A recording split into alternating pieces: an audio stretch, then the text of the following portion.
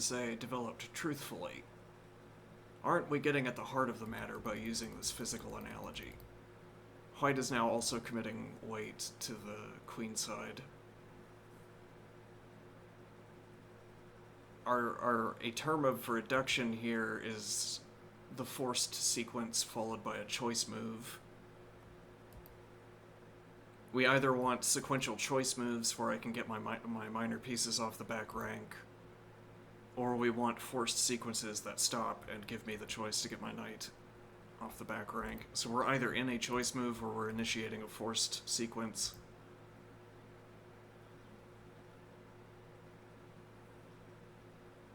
Does this force something, for instance? And if not, then we're both in choice.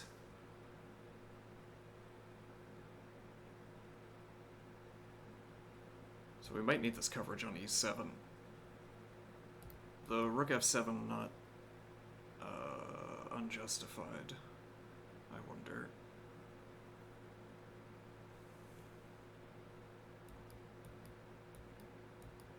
One wonders, maybe. But rook f7, then locking rook out of e7. If we can get this last pawn off the back rank, it's only two pieces preventing the other rook from transiting to the other side of the board as well.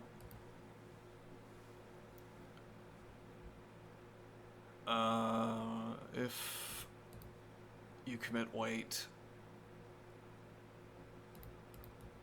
deny the B advance, we spent one of our knight tempi. But you've also opened up knight back to e7. Or rather, we don't have to keep the knight on c8, denying rook e7.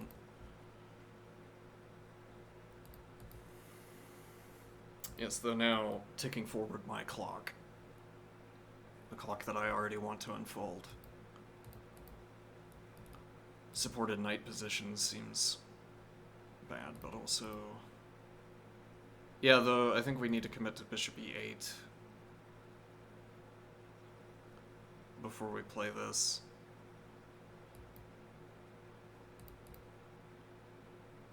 I don't want to deal with this unfolding.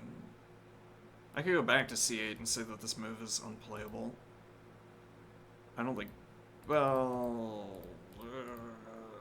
Well, we've gotten both of the knights off the back rank, and our rook is free to move, and we're up a point of material, and we have pressure against this. If the other knight moves, advancing, we get the bishop pressure against this pawn.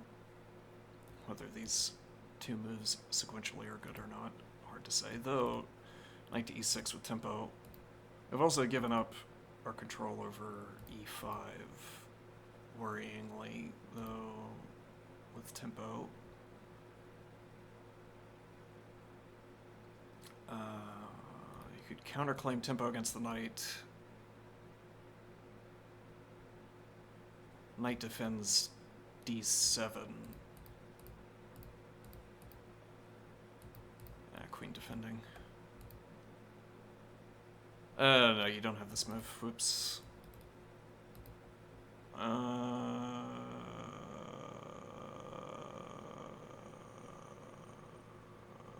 you drop back, defending, though this is heedless to the queen's participation on the queen side.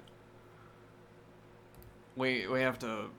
The main task now is to get the b5 advance in. The remaining pawn advance, at any rate, is to get b5 in, and you've given up the diagonal.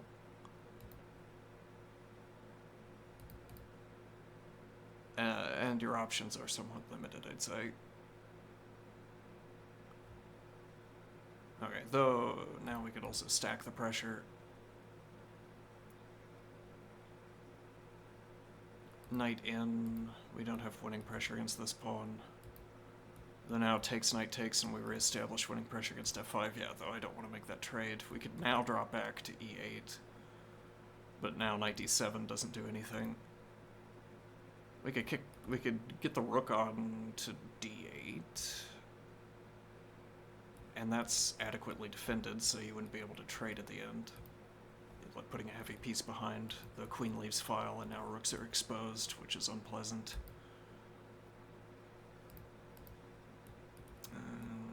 One of these two One of these two likes what's happening here with regards to the other piece. It's not clear which. Keeps the diagonal. I feel like this has fizzled a little bit faster than it needed to. Advance twice and we have knight support, and then knight c5 to establish the next point of pressure against a5. And this would also stop b6 to anchor the pawn.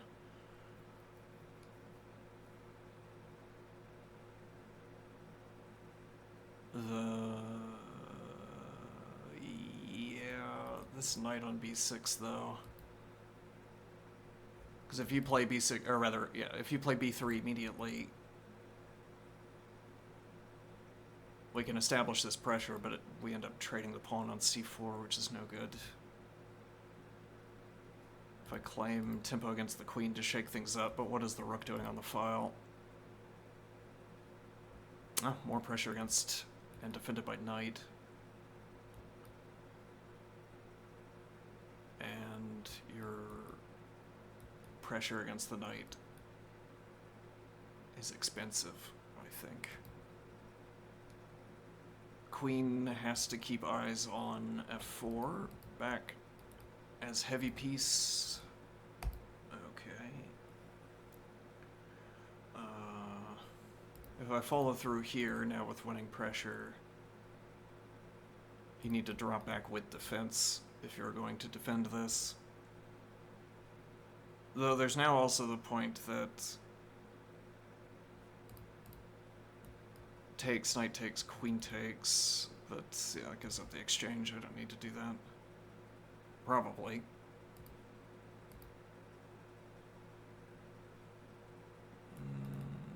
Yeah. Though that re-exposes the queen, but yeah, we don't have a position for the rook at the moment.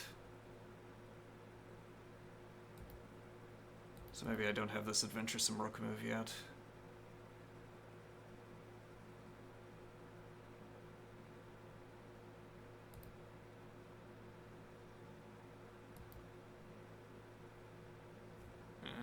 Exposes b2.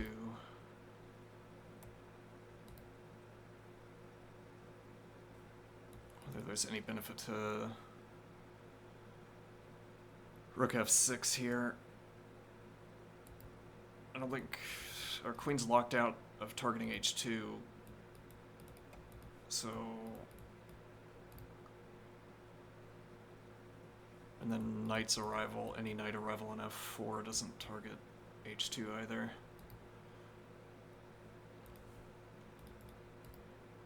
Yeah, so it's interesting that yeah, well, there's the follow-up move here that we haven't counteracted yet, though it's also our turn.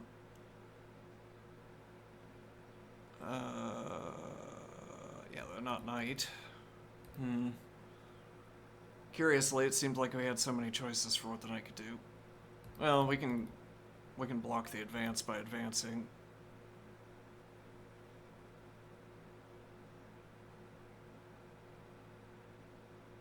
Yeah, this knight on b6 remains a problem. I'm not so keen on giving up control over this either. Now our knight is stuck defending against the incursion of your knight. And otherwise we're moving the knight. Well, that would change the board state. We open up the B advance. Though we've also blocked the bishop. You can't move the knight because we will take. Can't. Hey, you could do whatever you want, I suppose. Maybe it's allowable. Maybe this is an allowable update to the board state. Though if I can trade my knight for your bishop, reducing your pressure down on the queen side.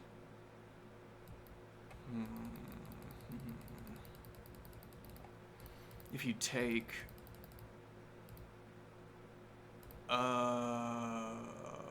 bishop takes with the idea of pursuing queenside activity sooner, or rook takes followed by rook doubling with the idea of pursuing this slower. Knight would have to drop back to cover the pawn, which has reduced your influence over the queen side. You could give this pawn up and say, look at my king structure. Could be, though, unlike with a pawn, I'm willing to trade the knight for this bishop. In a lot of cases.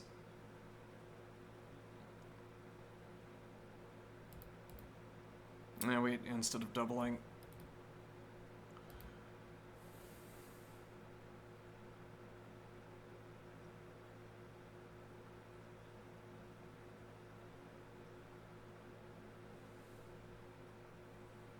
I feel like black could have gotten more out of these 4 pawns because, well, we are up a point of material, not for nothing, but yeah, though here we are obliged to take, giving up the square to the knight. This advance is a problem regardless, right? Either takes or pawn takes, it doesn't matter what we recapture with, the knight's arriving on e5. b6 as well.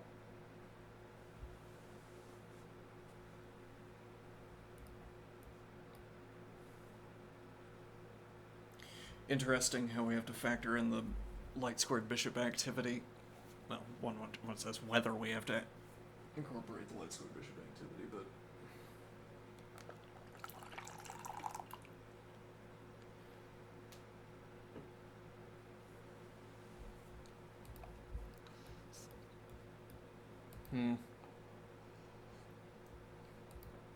sort of appears over and over again in different contexts.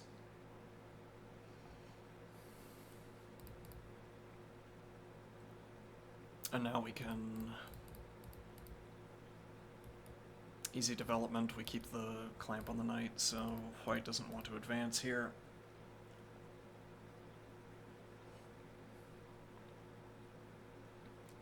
You could really force it with, this is also with tempo, the idea of being to advance takes with queen support, and now you get the C advance. Can be done. Won't be done with tempo, so you don't want to make this advance either.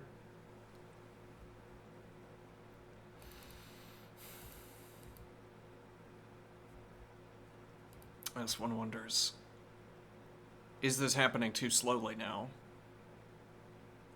Giving white enough time to get pieces to this side of the board. Though, does the knight do anything useful from this position? Notably, the options you had for transiting the board were limited. Though here, advancing does not seem desirable. So you could open up this option for transiting the board, also expose this light squared bishop.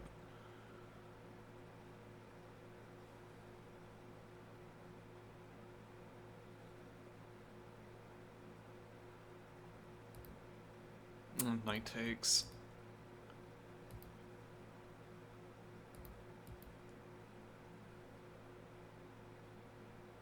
See, otherwise knight on b6 if it were available.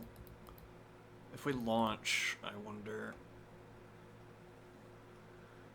b5 instead. Speed this up so you don't have time to get the knight involved. Advance here, and I perhaps am willing to give this up now.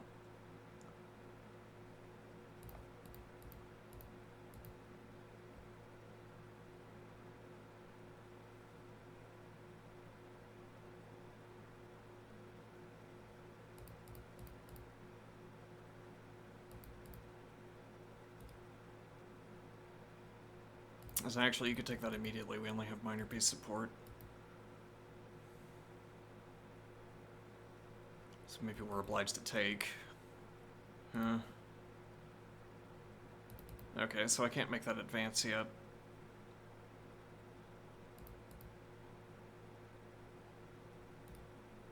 Queen covers. So you say, if you take... Look at the knight off the back rank, interestingly.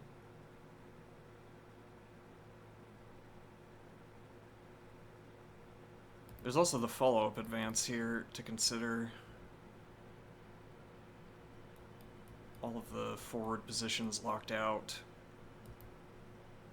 And then actually this pawn hangs again, but our pieces are better positioned, and it opens up knight b6, interestingly. So if you drop back, useful because I'm about to supply this point of pressure by taking.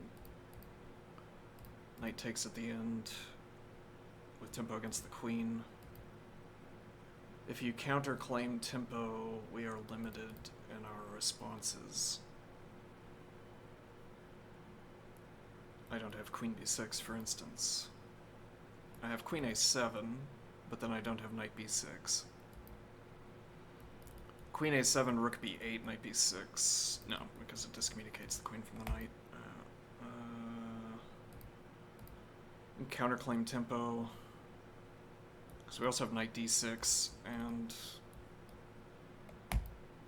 if you want to keep the material, you have to maintain defense on f4.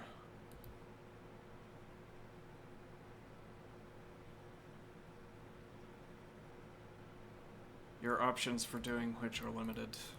Perhaps this is better.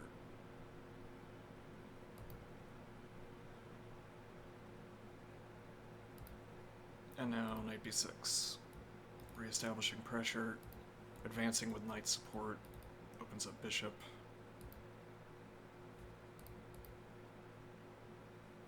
Adequately defended at the moment, though tactics are a little bit fraught here. We might have done this in an ill way.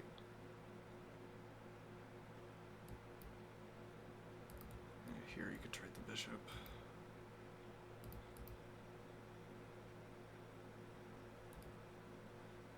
And now the point is, with tempo,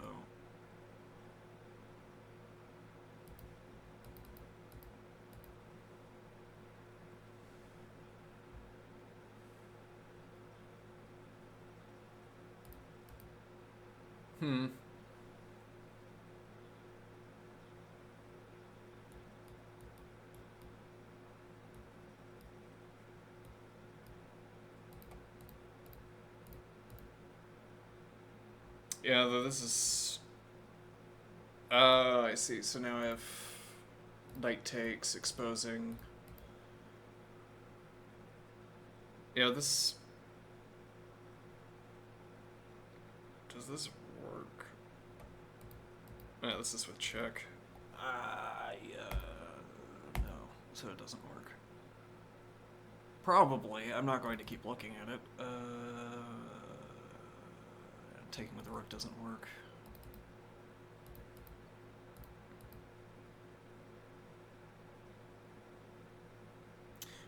If I play... Yes, well now we've vacated c8 is the point.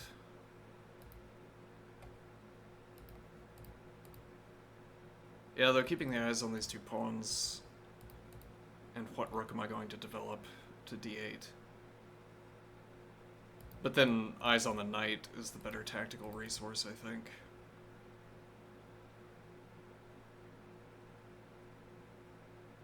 Okay, but now the idea, knight a7, and if you play knight in, we have bishop c8 instead.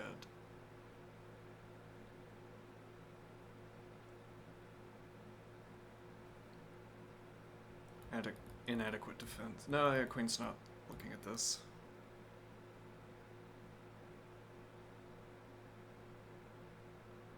Then rook b8, c5, but then we don't have the follow-up of... We'd have to play through to rook b6, which is distant from your knight, which is well controlled. You could challenge my knight, though...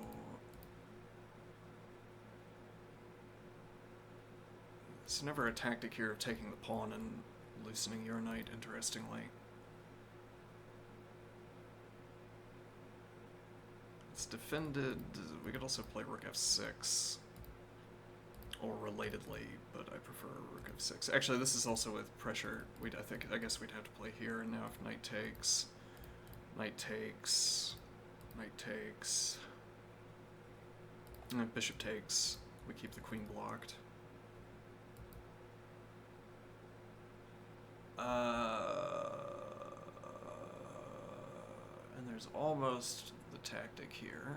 I don't want to give you time to play rook c1. You're also on... And now if you play... We don't have the capture. Yeah, this doesn't work how we need it to. Okay.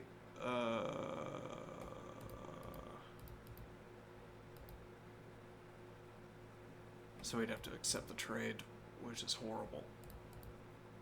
It wounds me.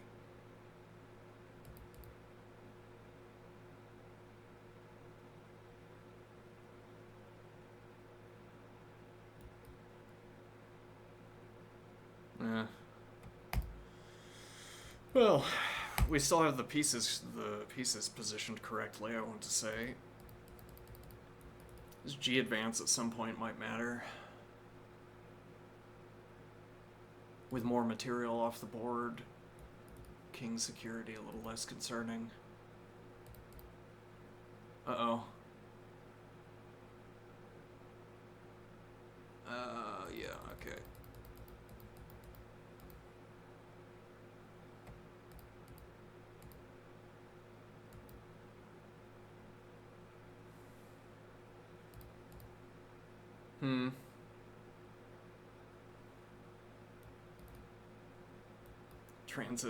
Transit to the other side of the board, though we also have d6 drop back.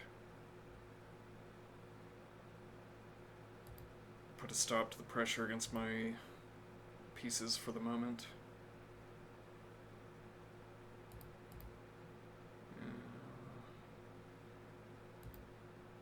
If only we had rook f6 so that bishop e6 were playable, that would be quite something. We keep the pressure on a4. We also keep the defense on c6, which might be necessary.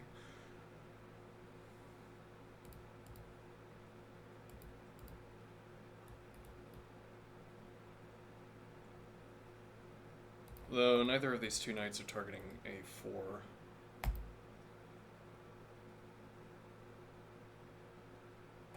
So as to force b6, opens up the new line of activity.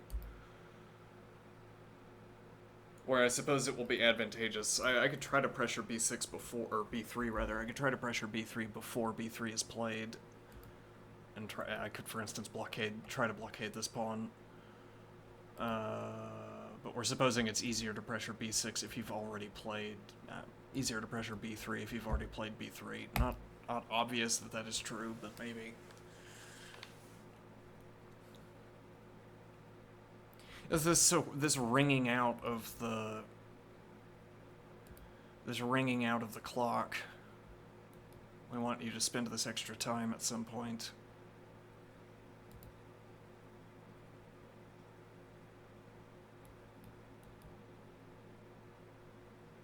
Rook a6, allowing rook a7 behind. Seems like a good idea. Perhaps we should pursue it. This is also well defended.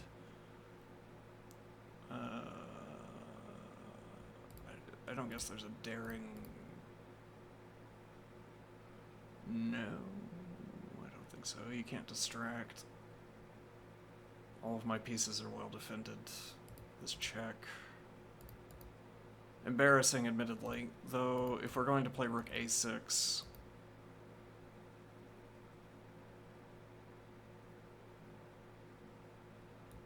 save the tempo for my king later, and we're not interfering with the rook on a6. Maybe later we're playing rook f8 instead, depending on how white directs our course. And now I'm up 3. This is the end of the line. Okay, so no taking. Advancing defended at the moment. If you want to redeploy heavy pieces, how embarrassing that you have to use the B rook. I wonder why you didn't use rook AB1 earlier. Well, I had a lot of control over making the rook on B1 unuseful. You didn't have time to make the B4 advance. because I had so many pieces looking around. Next point of pressure also stops the advance.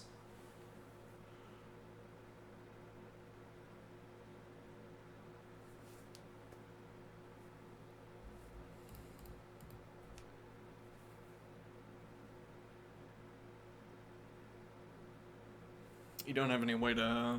Well, yeah, it depends on my willingness to trade. I could say your bishop is bad on... is worse on... We've already pushed past the diagonal where it participates. We haven't yet made the C advance, though bishop in a position to take advantage of b5 if I'm forced to vacate it. So rook back. And although rook back, I drop a point of defense against the pawn, I'm more likely to be forced to vacate it. I also then take away knight a7. I'd have to play knight e7 instead to defend c6, which might be preferable anyway, but I want to keep my options open. If I choose b6, though, knight queen. Interestingly, giving up this fruitful square. I didn't play rook f7 yet, so the one wonders, rook f7 preparing rook a6. Here, I guess not. Well, I'm forced to take because I want to keep this position for my rook, though this now preparing doubling. Though, yes, you've given up your advanced knight to do this. We have the 2 points of defense. We only need 1 at the moment as well. Yeah, though you can maintain the rank.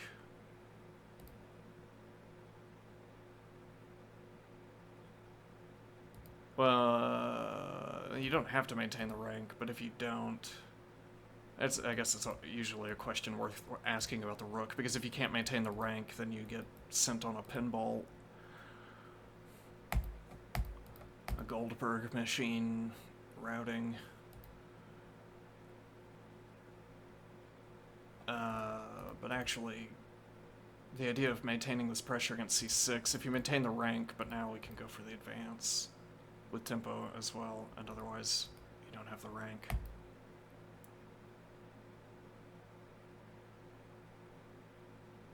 This also opens up the bishop on a4. Queen is undefended, so finally allowing... you could also take with rook to get the pin, but queen takes instead, and we don't have rook takes. So I guess we'll pressure from afar.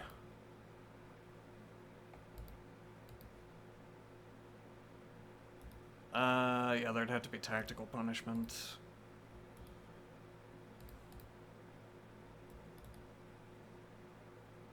Establishing adequate defense instead.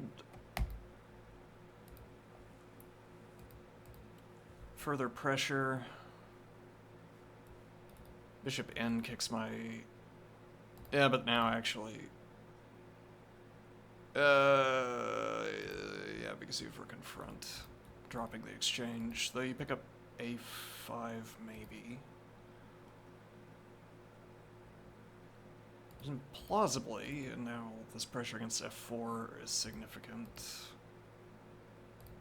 With tempo against the queen, I have to keep eyes on b6 probably. I don't think I'll be punished for my dark squared activity. You can't pressure my rook either. Or punish but also I could draw back to b7, cover the queen. So this seems persuasive. I'll call that winning for black. We also now have the 2 heavy pieces behind the pawns we want to advance, interestingly. Bishop drops back to e8 at some point with rook support and block diagonal checks with bishop f7. Can't do that immediately. Well, I could drop back to e8 immediately, prepping bishop f7, but I'd have to find some other answer for... Yeah. Who knows?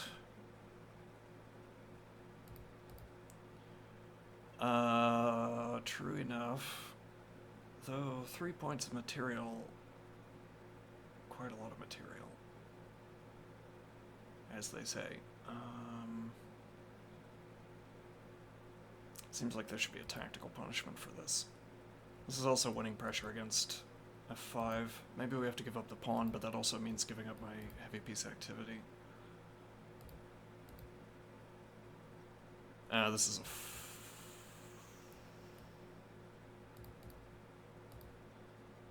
yeah, now I have to move my queen, or rather, you've chosen the square, because this is the only option. I don't like my opponent choosing my queen moves. I have half of my weight bound up in one piece, and my opponent is deciding how I move it. Though what it should be doing is playing a critical role in deciding the unfolding of the game. Hopefully it's doing that from d7, because I didn't have any other choices for where to put it.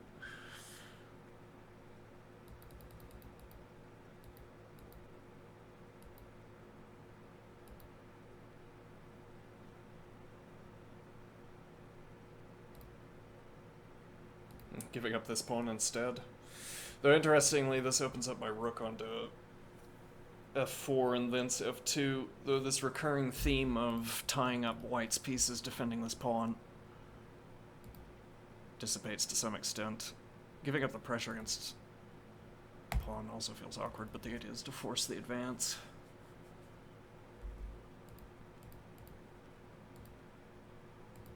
Knight still defends a5. Though here, well, it's noisy, but it should work. Noisy because now my king is out and about. Though there's no light-scored bishop anymore, so anchoring with rook. Queen f7 also defending bishop. Knight d6 defended by rook, defending bishop and queen.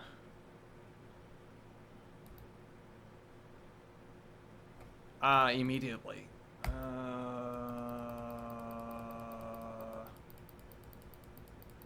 Oh no. Well. And at best, we might end up getting back the third point of material, maybe not. Okay, so maybe no bishop f7, or we don't get to play the advance yet. Though then I don't want to give up my material.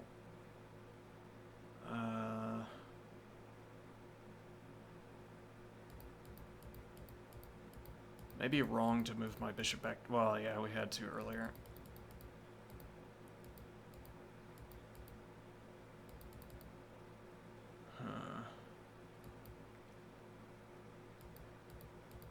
Yeah, this bishop on... Yeah, but this is all committed. We can't allow the capture either.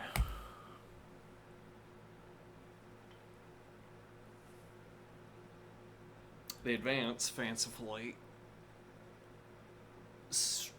changes the clock questions, immediately allows knight e5.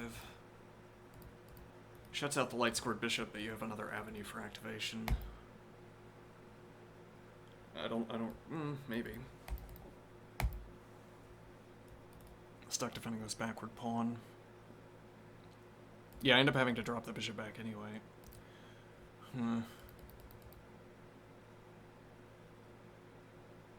And then the question of taking before making the advance.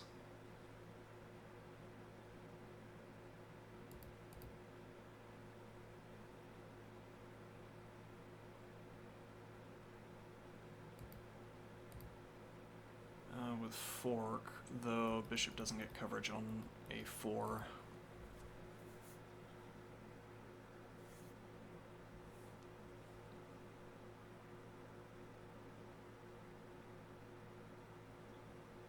Knight through to b6.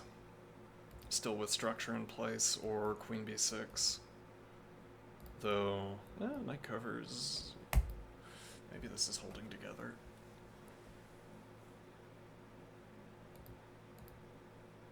Is this on pre? The alternative, claim tempo against the knight. Which you cannot do, except by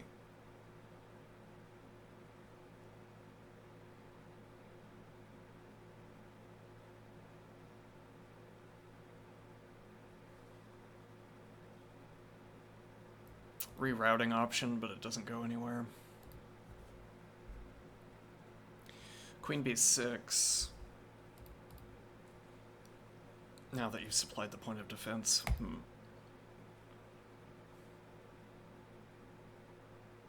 And we have our two heavy pieces behind the pawn again. Or behind the pawns we want to advance. Yeah, this is, though, knight defends at the end, so technically it works. This is more of, well, if you spend this tempo, this also absolves, this resolves the tactical pressure against d7 as well, so now when you play heavy piece to open file,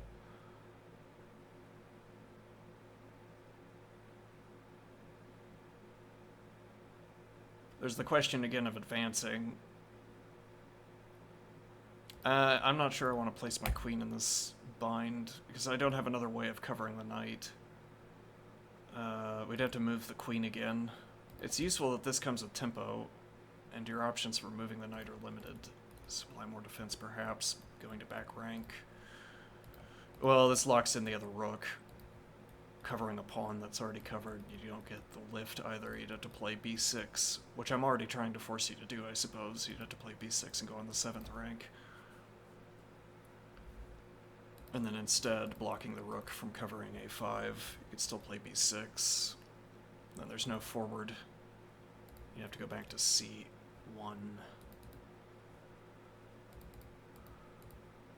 Covers the pawn instead. I might still choose, but none of the activity is going to happen here for some time. You're committing to using the other pieces, shuffling the other pieces around.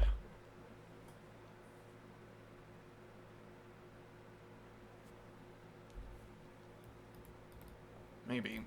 You've kicked the bishop off of d7.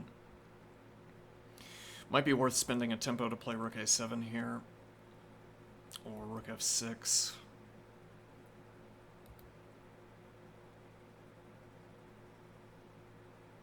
So knight covers d6. Queen covers d8. Bishop d7, pawn d5.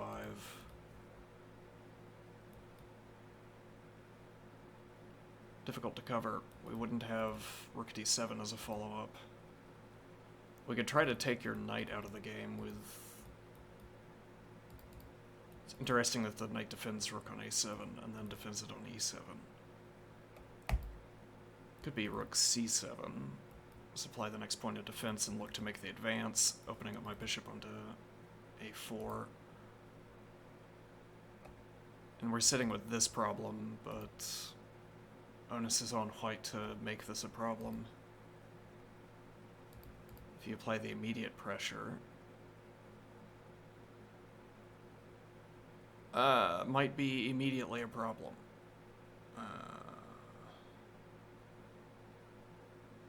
Well, available, admittedly, so we're not losing after this, I suppose, but...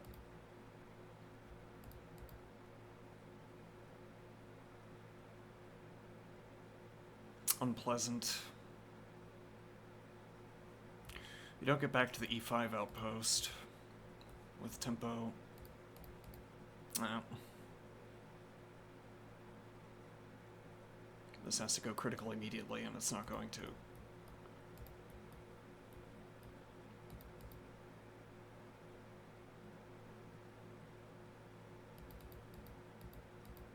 Yeah, this queen b6 move earlier.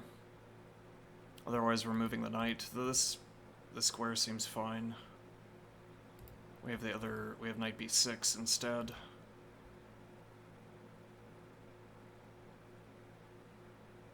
This is also supporting c5, which could be interesting.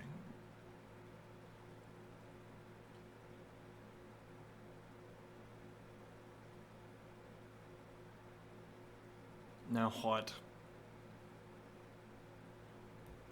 Bishop still defends, though taking might be the play. And these pawns roll. Yeah.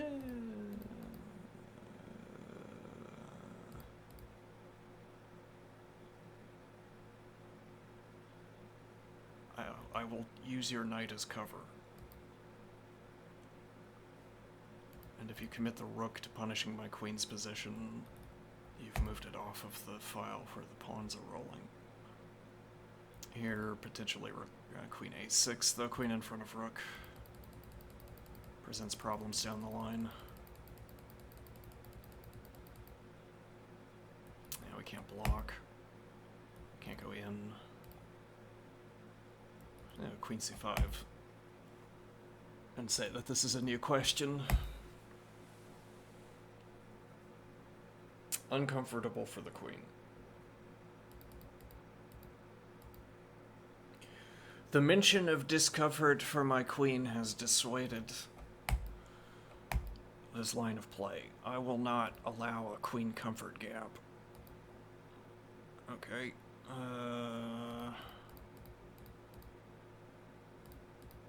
Fink out of the queen.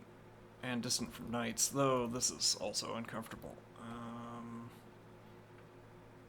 And then our options are limited.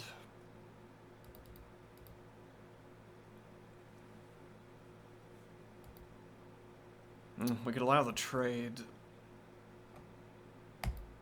I'm not fond of that idea either, though. We'll get the tempo in with a knight.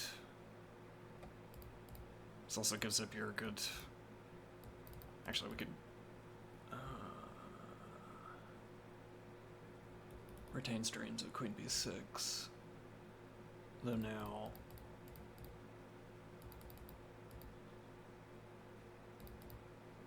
Yeah, then we're playing queen e8. For the same reason, and knight's undefended. Yeah, this is falling apart.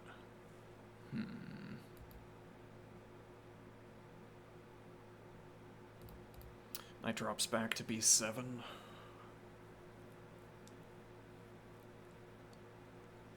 Queen retains defense on bishop, but this is the problem. Yeah.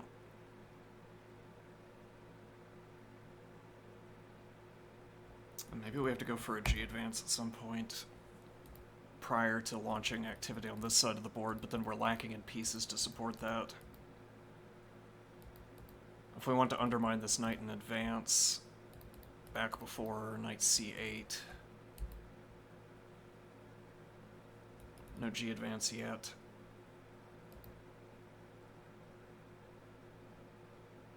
One wonders the D advance. Opening up the queen.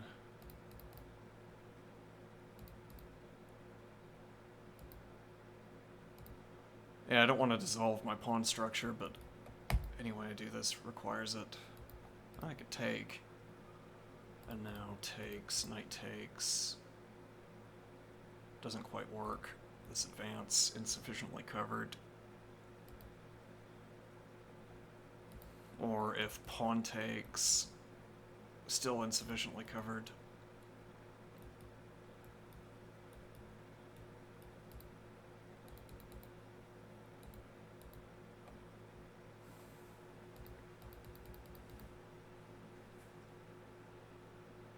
And then knight on the other side of the board, but we don't have the G advance. And we can't go any further.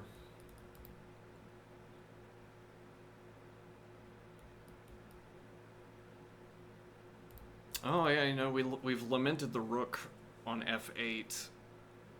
Knight passing back to f8, I wonder. Or alternatively, keep the knight's position on e7. And the rook could get behind the pawn, though. Yeah, and if takes, rook g7, h4, covers the pawn.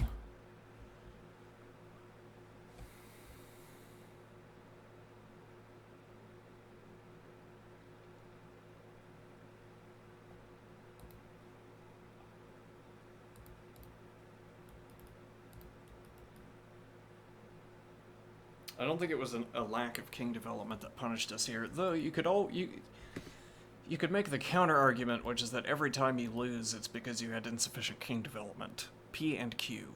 P if and only if Q. So this also opens up the h7 development route for the king instead.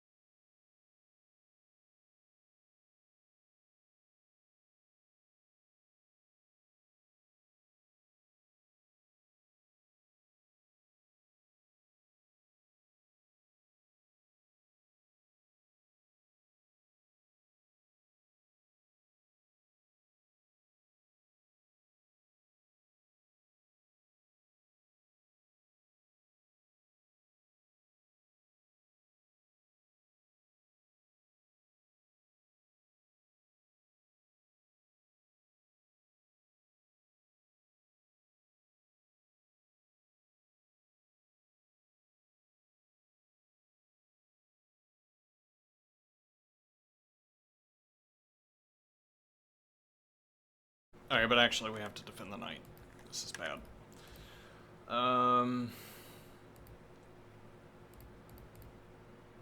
Yeah, but the immediate check.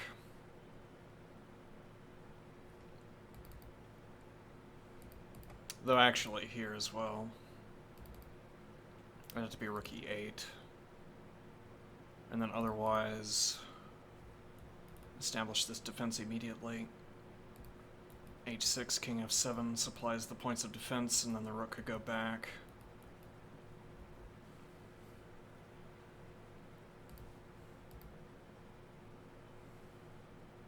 Or bishop back to c8, or knight through to c8, but now the question is undermining this knight in advance again. We don't want to commit the minor piece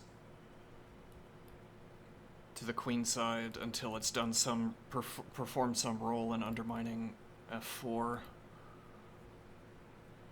Well, it could perform this role by advancing, though we'd have to cover the knight, but at some point advancing d5, and we defend, we cover e5, but yeah, once again we get locked out of the diagonal, so we don't get the pressure against f4.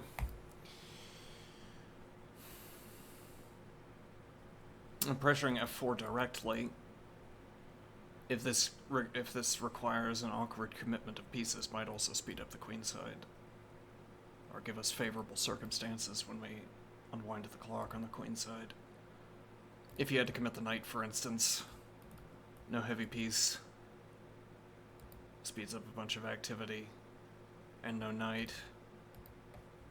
And using queen, now you've committed the queen to looking at the next line of coverage, next line of diagonal coverage.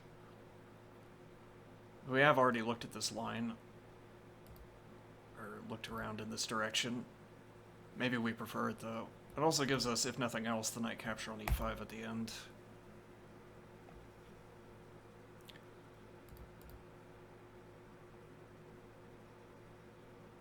Immediately, is there the queen capture, one wonders.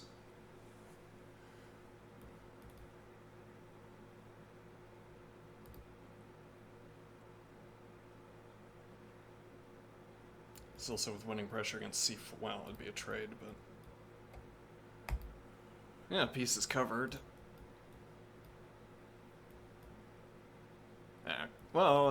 Queen trade or knight takes instead. If you swing the rook over, for instance, looking to launch.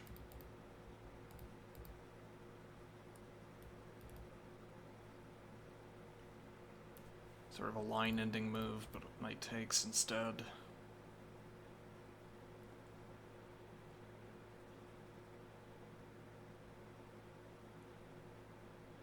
Yeah, queen is loose.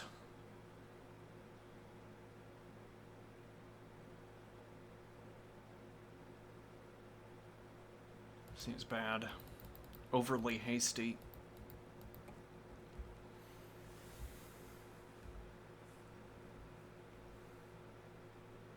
Take advantage of the queen's non-participation.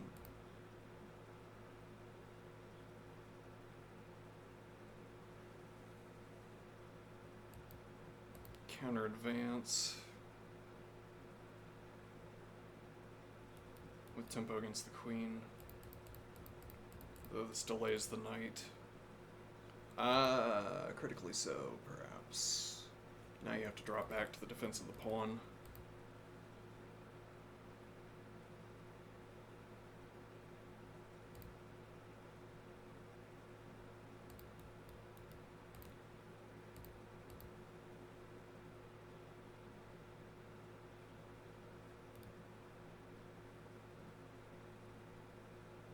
Queen defends.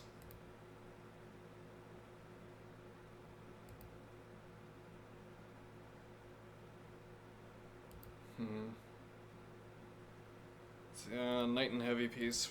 This all happened too quickly. We didn't have time to recruit these pieces. We could over-defend, freeing up the queen. This also supports the advance, which would open up the light-squared bishop. Taking immediately, well, actually, you'd have to capture in the other direction. I wonder if that matters here. Not enough.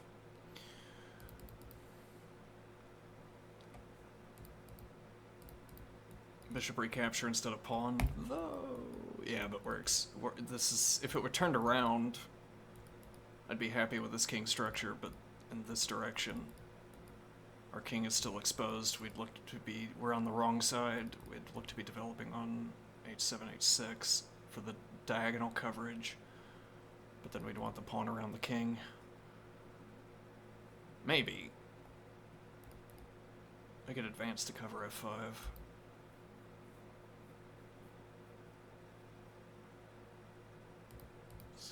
Getting the king to h6 so that I can support the advance with the king. Now this is, again, one wonders if this is enough. Bishop f7 with king coverage until I play king h7. Bishop could drop back to g8 to get redefended by king.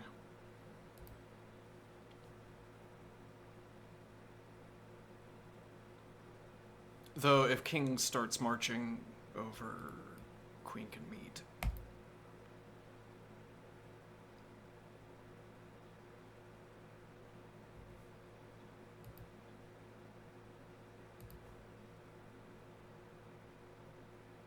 Yeah.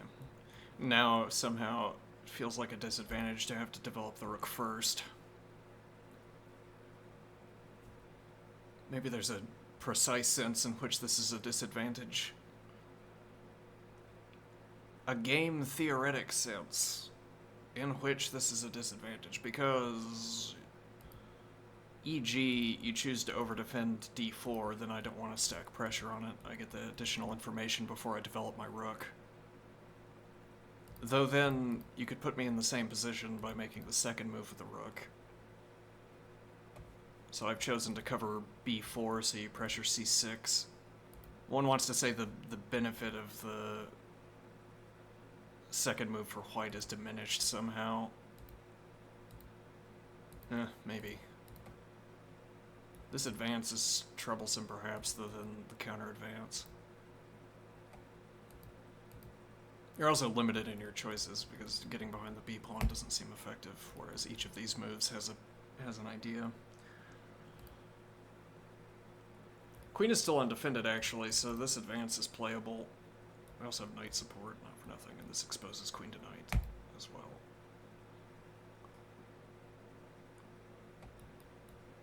And rook takes, pawn takes, queen takes. We're not threatening to take, admittedly. This also opens up the light-squared bishop.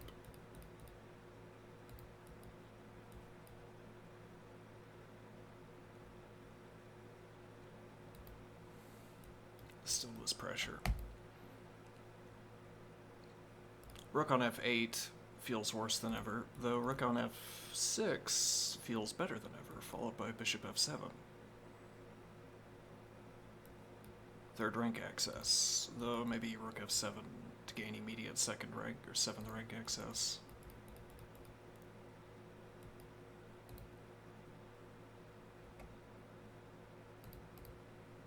Though with knight coverage, knight and queen advance, this is now out of... Pieces are misaligned against it.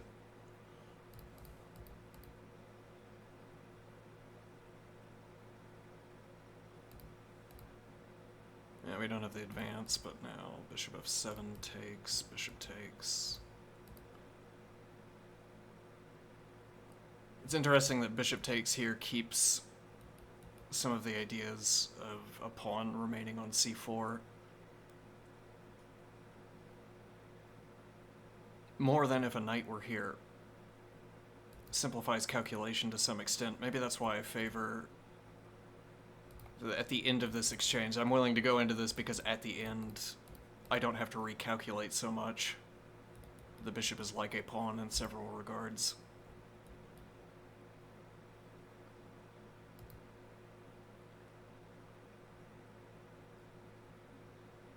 With immediate tempo,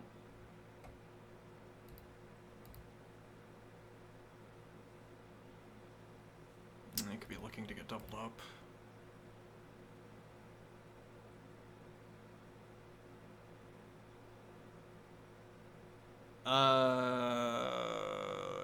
Knight in anyway. Rook takes, bishop takes, queen takes f4. Yeah. Anchor the knight, launch the pawn, winning pressure.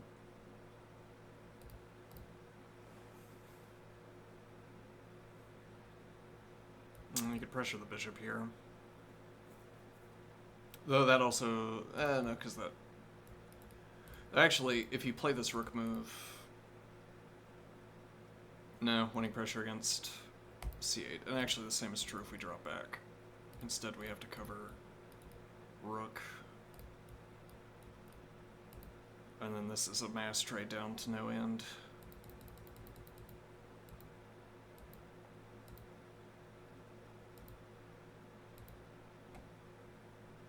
But now our pawns are overly exposed. White has too many points of contact. If we're not willing to advance here.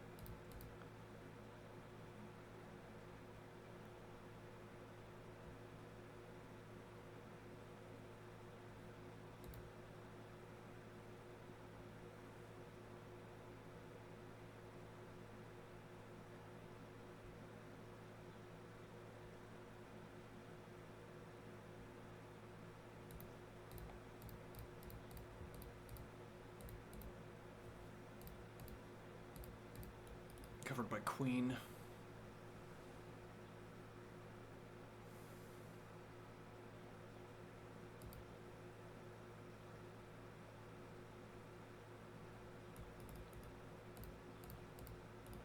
Shake up the knight.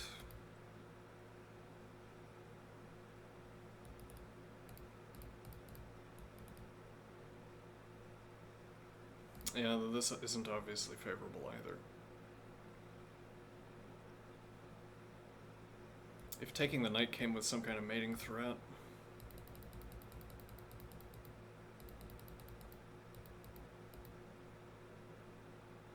This is well defended. Defended enough that I can drop back.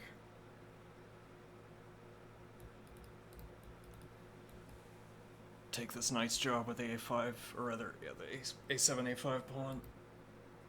Knight advances to supply additional defense, offers the trade though, or through and pressure these two pawns.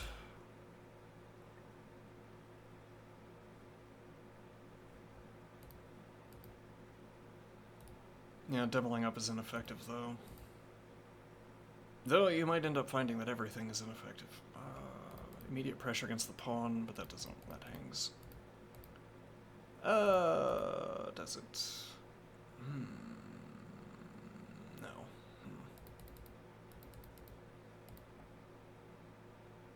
Counter advance. Defend with f7. You don't have 2 points of pressure against c6 yet. This is getting suspicious though.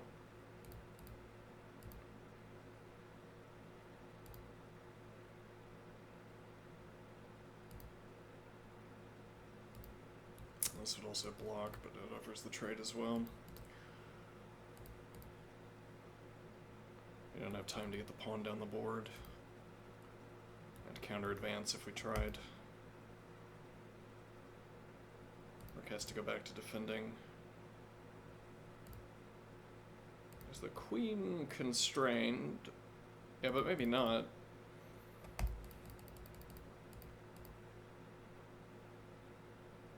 But you also hang, yeah, but now c6.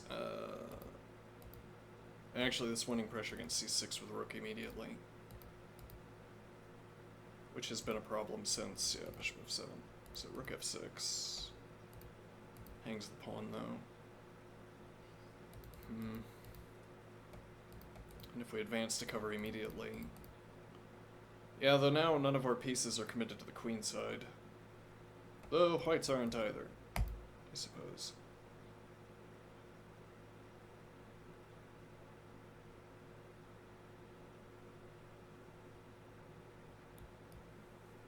We have the next pawn advance.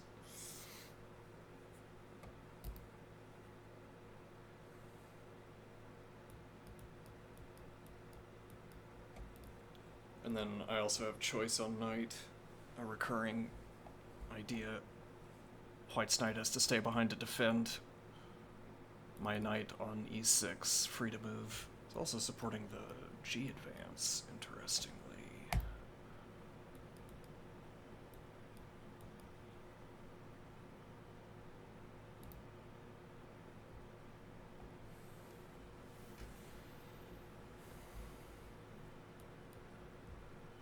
Alternative.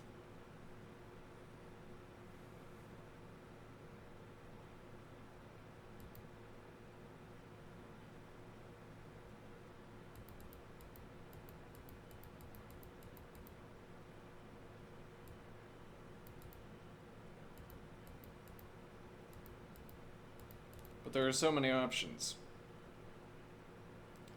How do you choose?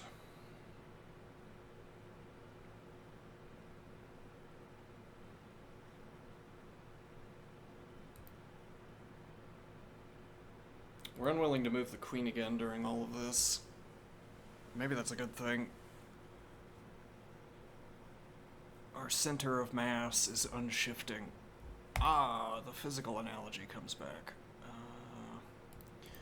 Deny the B advance. We haven't looked at this yet. Opens up the rook immediately. What we want to do with this rook is not obvious. Good to have the option, though, every time. Well, thinking about openings in terms of how much calculation it's going to cost you. But now I have to think about this rook move every turn. If only I could delay until the rook move were more obvious. But then we're delaying by knight through d7. Well, if we play bishop e8, I think we're taking for granted that white is going to force the d-pawn off of d6, and then we're saving ourselves a tempo on knight e5. Knight a6 commits to preventing this advance in several ways. Now you might feel obliged to, or alternatively, immediate rook support. Makes good sense, I think. Now we need to make something happen, I assume. Well, you know... Queen a5, that does not seem judicious. If I make the advance, try to get the bishop counter advance, and we haven't played bishop e8 yet. Though here, actually, now if you play knight in, this pawn's hanging, notably, but... Oh, and you've just taken. But now we have knight takes instead, and then queen takes.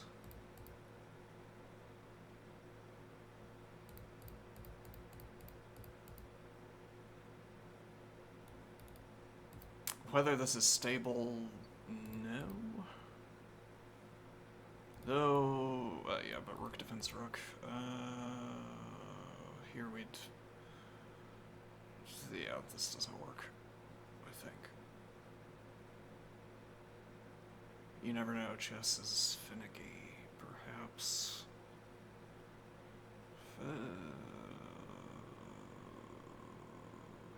Well, actually, the knight is hanging if you take the bishop. Though then c6 also hanging. Yeah. We also don't have a good position to place this knight.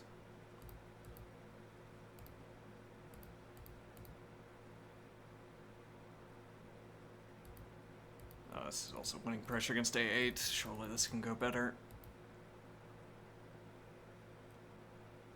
Well, we're still not obliged to take, and we're already up a point.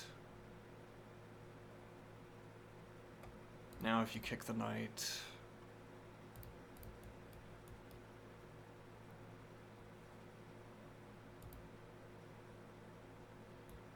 Rook d8 now a tempo against the queen. Queen still supports the a5 advance. Might want to make the a5 advance with rook looking before we commit to rook d8. If you have to drop back to defend, you might feel obliged to do this. Knight takes, evading the trade with tempo, and then pressure on the bishop.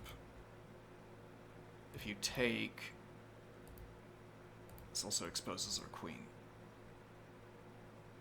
And again, we could play... Though this didn't turn out to be anything before, now we're preserving pawn structure, but our bishop is awkward. We don't have the G advance. Could be h6, bishop h7 and launch, and we retain bishop defense of f5.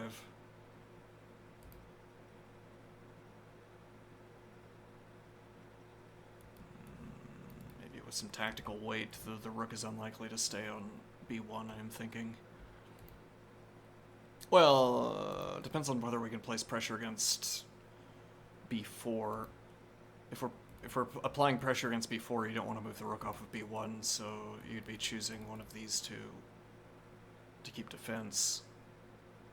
And then what are you positively gaining by playing either rook b2 or rook b3?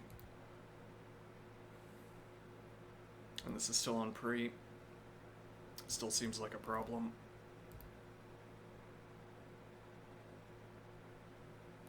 Takes is available.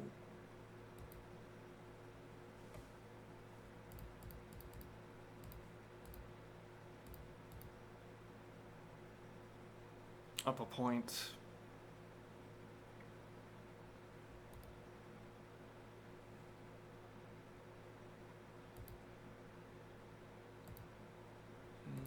Might be able to make something happen. Defended but not. So now we have to commit to rook b8.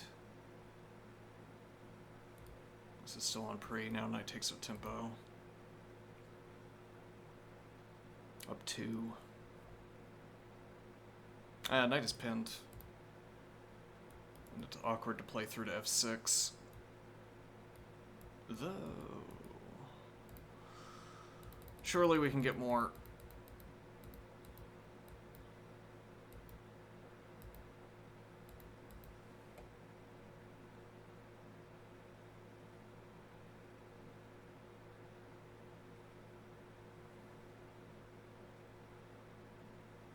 Queen shifting to d6, we haven't explored queen takes.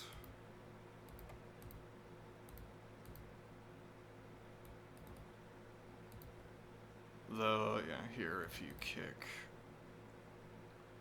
no good follow-up.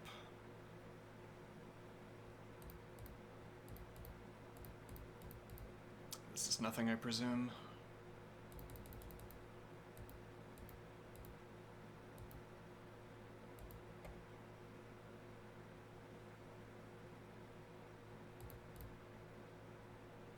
And also it's not much of a threat to take.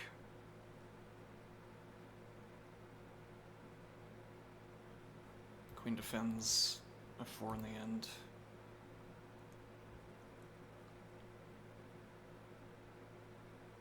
We're also stuck defending the bishop. We get in the way of the bishop, removing our tactical pressure, or queen b6, and then takes.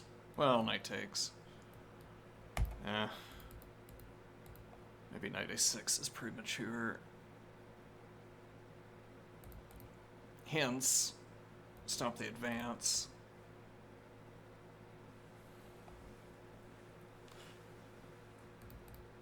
Well, this plays out more favorably. How much more favorably? Unclear. Maybe dropping back to c8 in this case. Though then, if nothing else...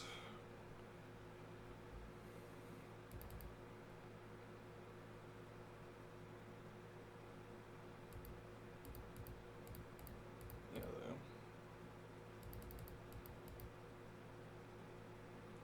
We don't have to take, but we run into the same problem.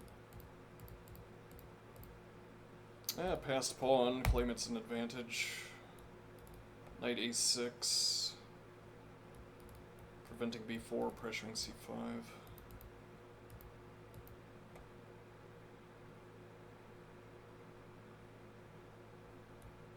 This knight we're on d7.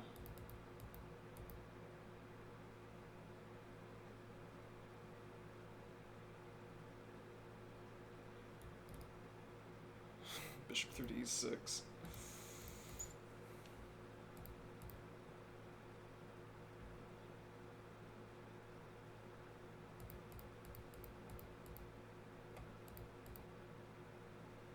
Neutralize the knight incursion.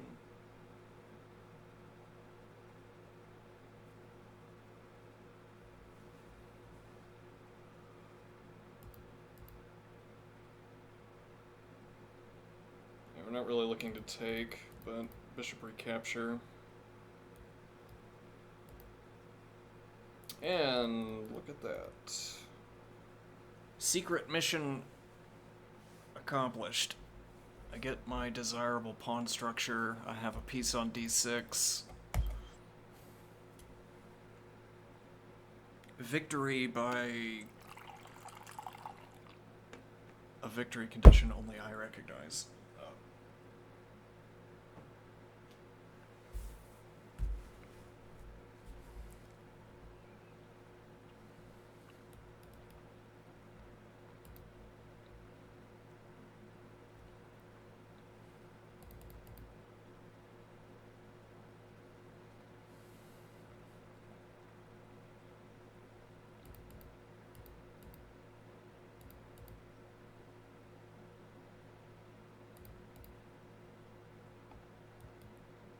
Stop the advance.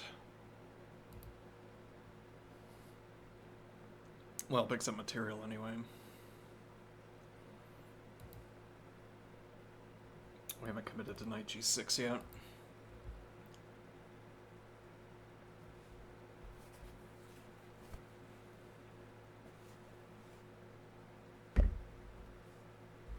Now the queen's not off the back rank either, so if you commit a piece, if you want to commit a heavy piece, it's either rook A to support B. That might be preferable anyway. Though you're limited now in how much material you can bring over to the queen side. I wonder if that suggests knight c8.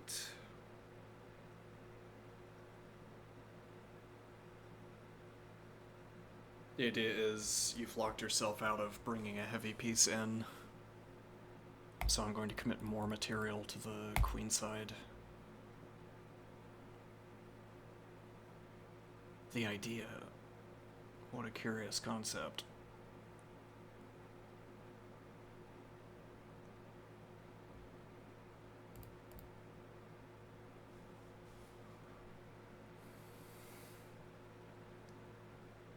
Heard any good ideas lately?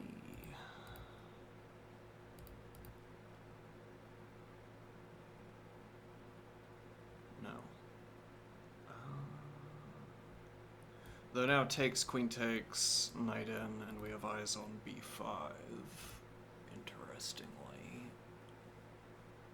We still don't have a good rook move.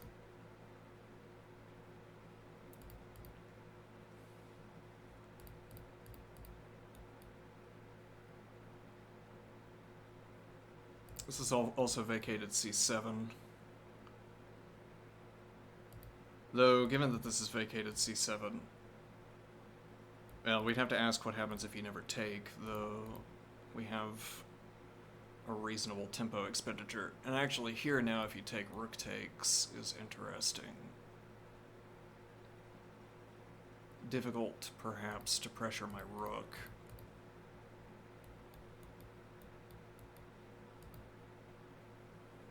The additional point of pressure.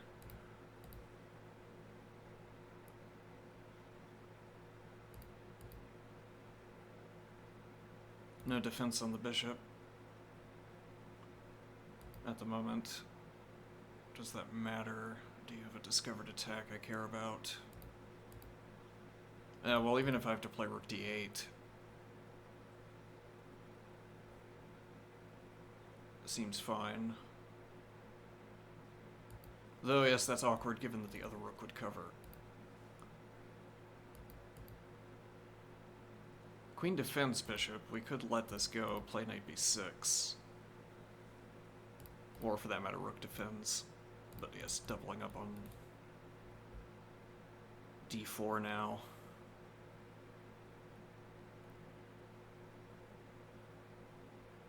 Tripling up, perhaps. Though, keeping a piece in reserve for f5. Also have pressure against b4. Knight can land.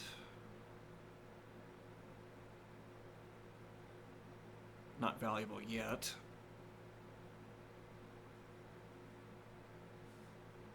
Knight through to c7 and claim d5 instead.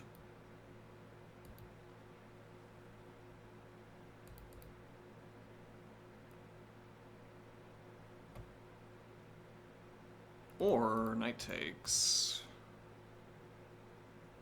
And this would have to be for some longer term plan. We're not keeping pieces off of c5 and e5 at the moment. Keeping rook off. Probably. Knight doesn't have avenue, doesn't have any routing to get to one of these squares.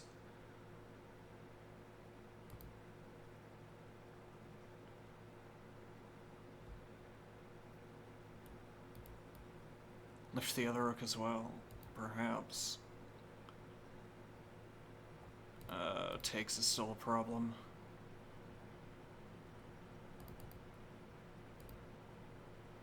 Whereas if queen takes, it's still a problem.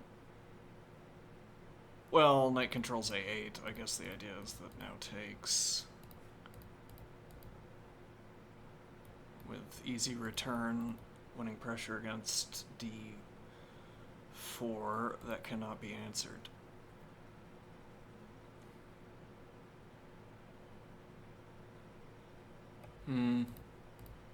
Yeah, though, tempo against the queen, and now winning pressure against b4. And also, you have to defend, because otherwise we can take on f4 defending. And actually, queen defends f5 as well. Defends both f5 and b5.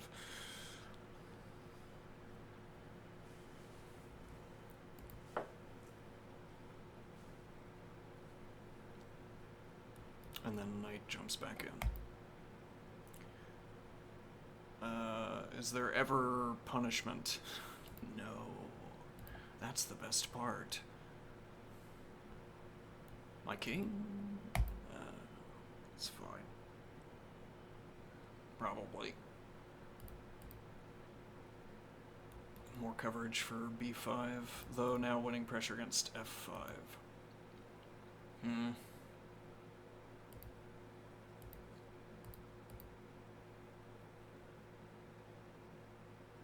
That seems dangerous. It opens up a new avenue for the queen. It's probably fine. Maintain defense of f4.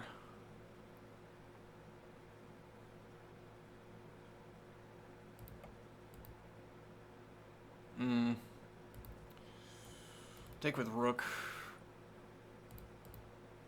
Though, redeployment of your rook. Yeah, though to where? Interesting.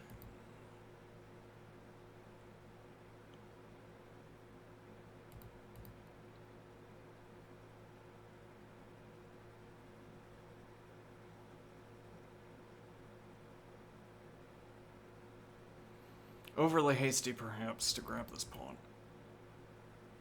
Or take with the knight, though now the knight is pinned.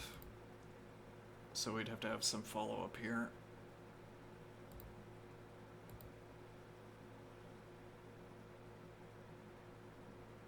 Or, actually, block the rook.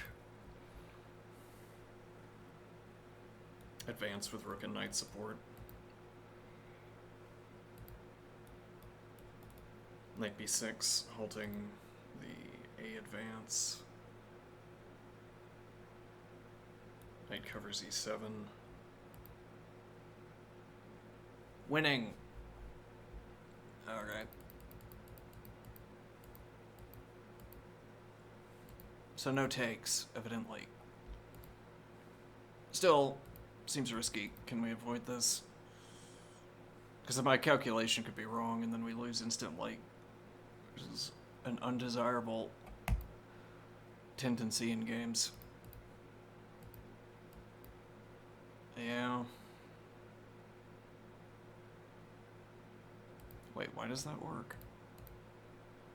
Bishop's undefended.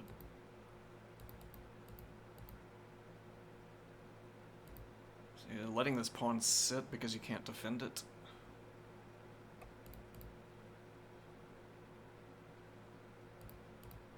queen b6 instead, look for the knight capture, which defends both pawns.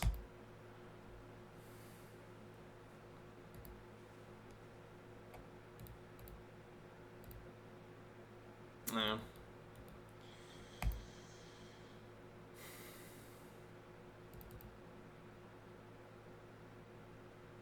Queen takes. 3 points of pressure out of the queen.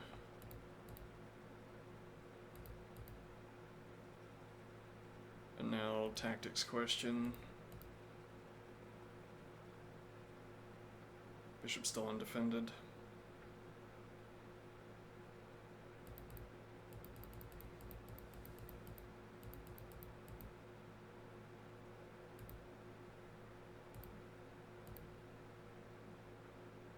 Doesn't defend the knight. Yeah.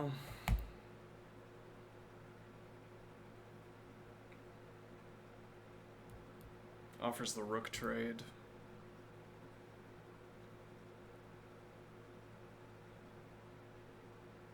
And then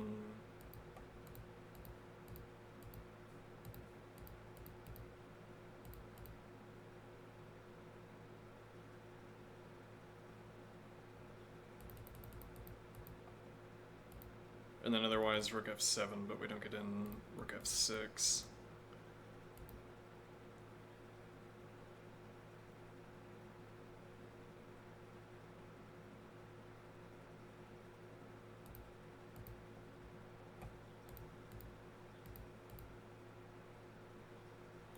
This allows bishop e6 instead of bishop back.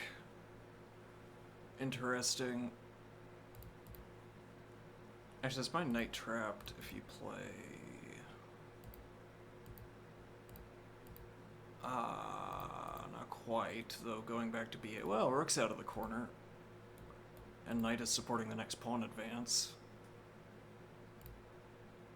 It's also maybe taking the knight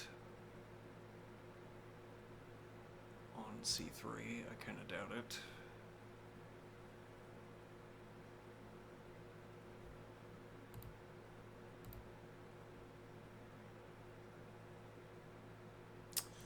Yeah, now bishop e6. Well, we don't have to move. And you've given up pressure against d6, so you don't get to plant the knight on e5. Counter advance. You have to save the knight.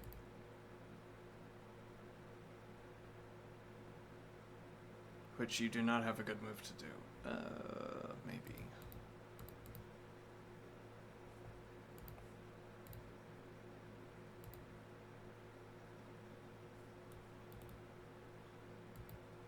Arguably relevant. Bishop back to c8. So that I have knight d7.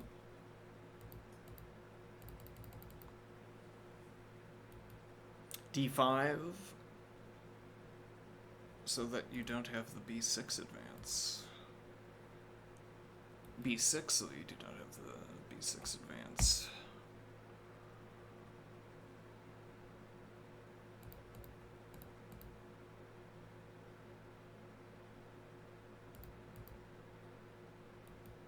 Bishop and knight supporting the a6 advance.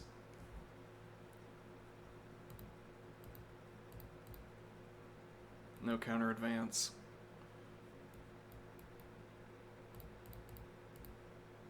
Though you'd have to argue that this is bad for white. It might not be.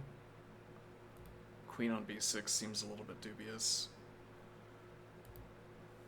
I like that I still control the 6th rank, so bishop advancing is playable to cover my structure. Though actually this is on pretty...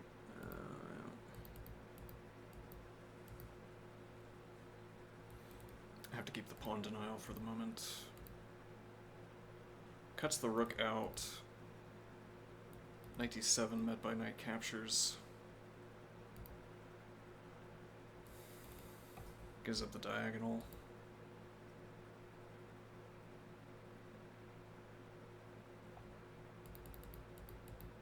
I don't like it.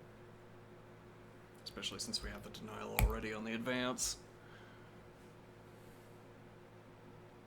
Then we could play bishop forward anyway.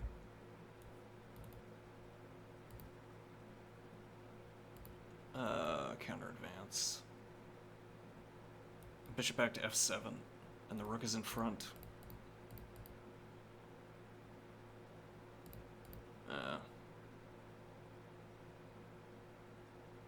Though...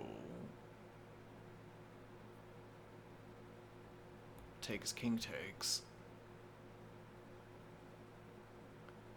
Get some king development in, covers the knight, frees up the rook and queen, speeds up the rook and queen. Yeah.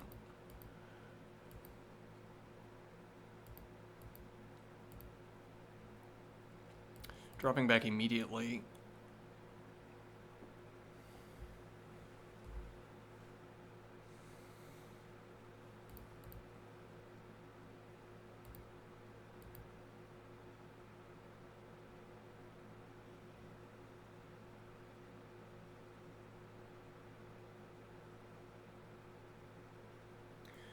Excruciating.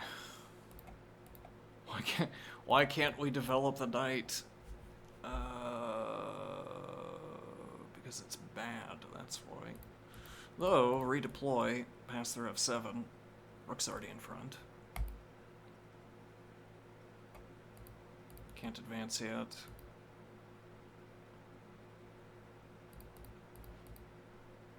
No, knight covers. Knight's on pre, actually. I doubt this is good. Okay. b6, knight can pass back through b7.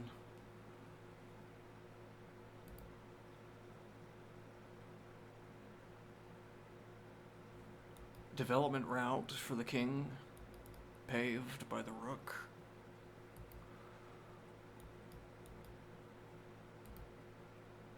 This is admittedly not the kind of king development I'm accustomed to pursuing in the middle game.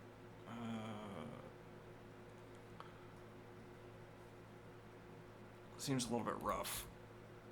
Yeah, we've also given up a lot of control over the queen side.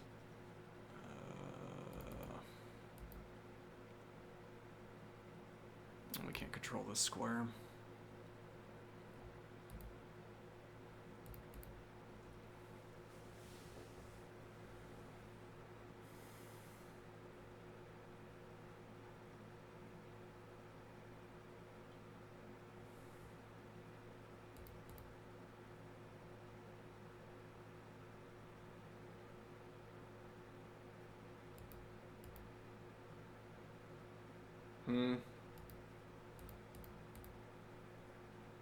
Exposes rooks.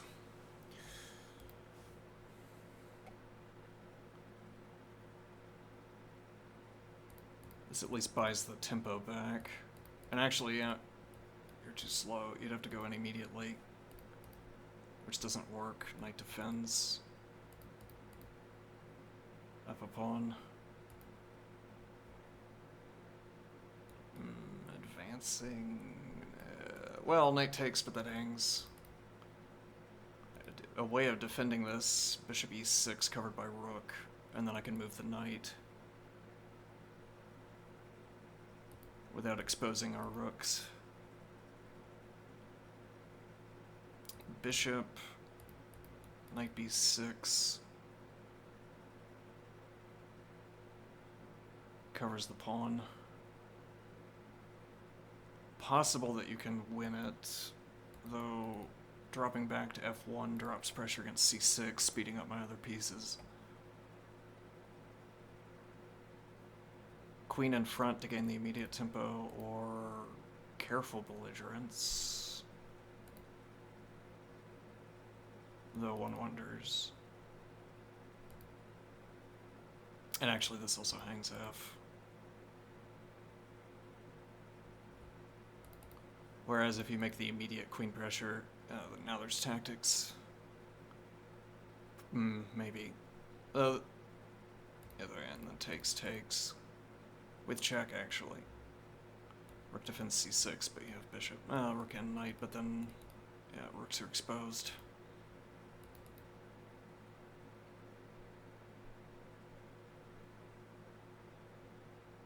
Knight b6 immediately. We're still up the pawn. Still threatening f.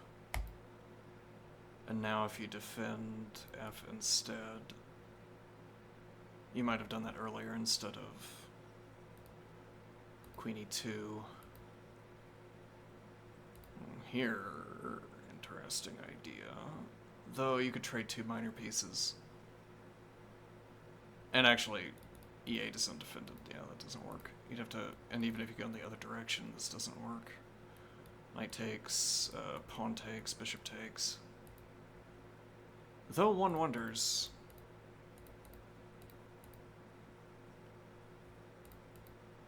Ah, this is also a check, yeah.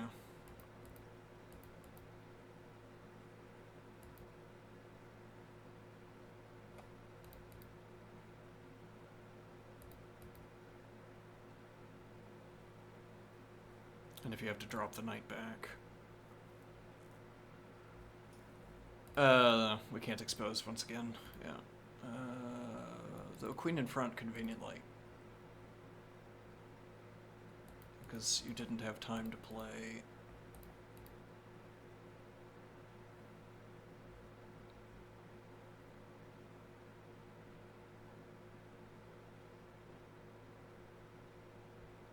Maybe this switches over into kingside pressure quickly, maybe not. Though I'm up 2, so if material comes off the board and we have to reevaluate, I assume I'm advantaged.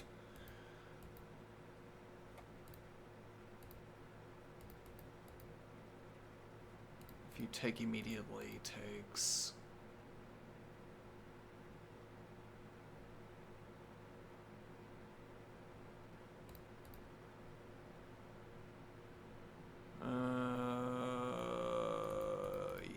yeah, this is awkward, though the 2 knights defending c6.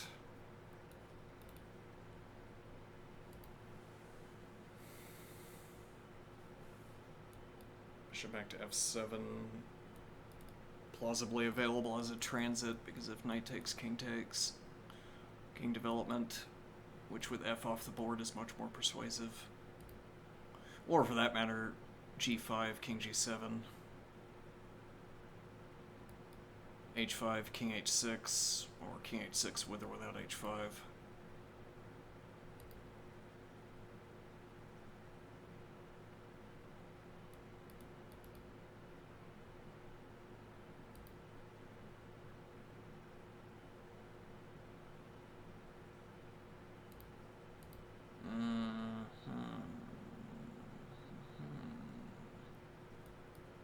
Doesn't work.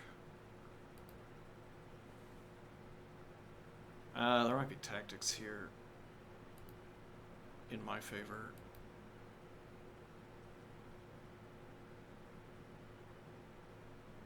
This gets horrible to look at. I have no idea.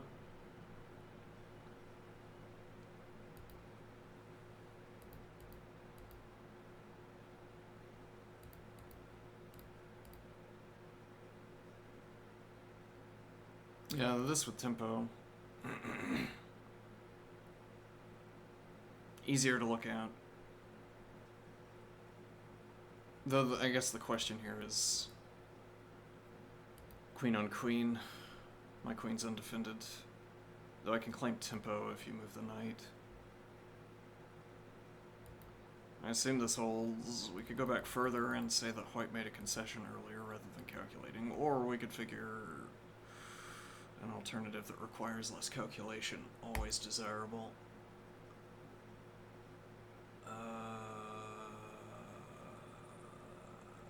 What about... Did we take... Hold on. Have we tried this line? Yes. That is indeed this line.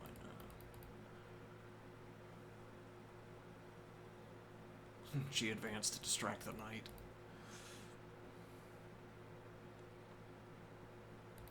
Lock the center.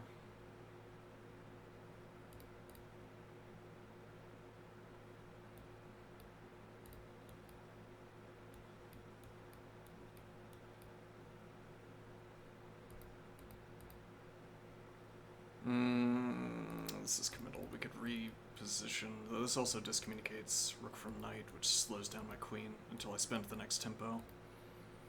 Reestablish the pawn structure, if nothing else, but bishop a6, covered by knight. Knight covered by rook. Queen. Queen covers knight, rook covers knight. No king f7, unfortunately. Though we still have the operation of undermining the knight, plausibly. Maybe h4 advance puts a stop to that.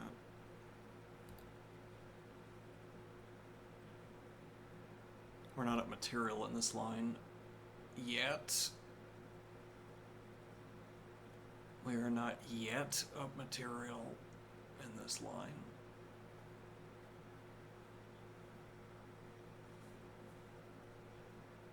One wonders, though, the lovely g6 move, which turns my knight into a mountain. But then that, well, it opens up king g7. And then we could play h6 with king support, but you can't pressure this down the diagonal. So king support for h6 would only matter if you started lifting.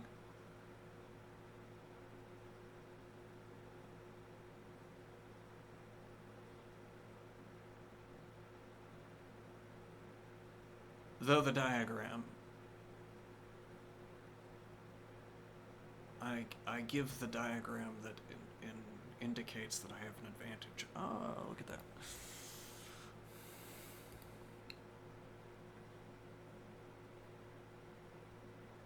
It doesn't seem like our bishop has a forward outpost, though looking at this diagonal might be persuasive. We also launch A ourselves. Knight a6 in front of the pawn, or rather behind the pawn. Claim this outpost. You can't distract my c6 pawn except by sacrifice. You can't distract my c6 pawn away from covering b5. Rook in, not immediately a problem.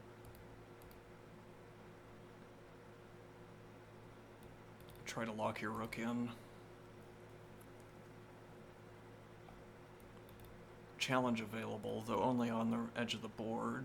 But then our retreating options. Though you'd have to spend 2 tempo, you'd have to cover a2.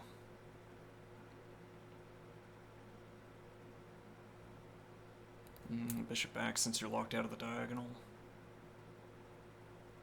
g6 always anchoring f5 suitably, opening up king g7. So bishop h3 contraindicated, I think. I don't want trades, naturally, though also this is with winning pressure. But now we don't have bishop a6. But then maybe this is an argument that we didn't have bishop a6 to begin with, because this challenge. Now if you cover... Sure, usually valuable to have this additional point of defense. Diminishes once knight g6. And our rooks aren't exposed, though also I don't have any rook coverage. I don't have any defense on e8, so... And taking your rook isn't with check anymore. Though that might have been useful in the past. Takes with check, buying a tempo. But trading pieces to win a tempo, I wonder. Now threatening knight a2, so if our knight is going to justify this forward position, it has to be immediately. Yeah, it drags the queen away, but again, trading a piece to win a tempo.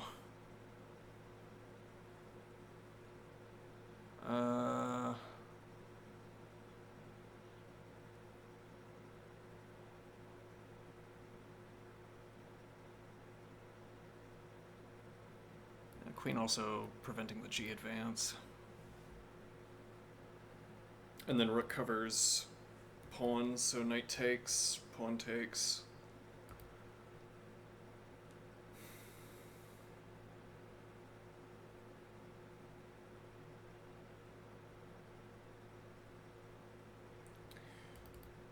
So we could ask if your rook is trapped. We can't ask that at the moment, and it's too slow.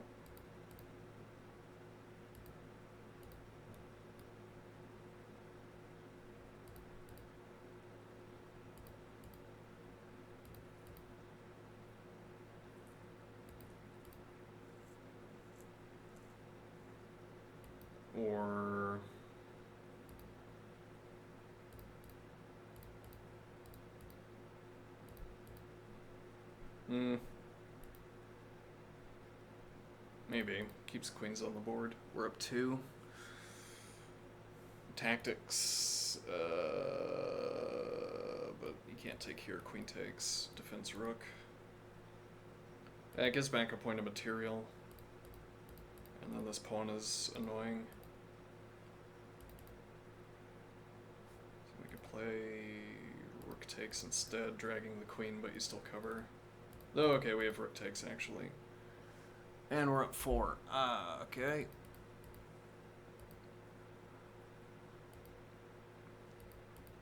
So it looks like we can punish the rook's position in time.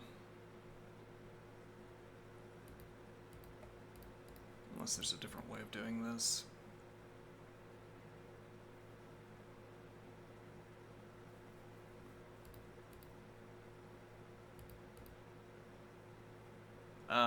Takes with tempo against the queen.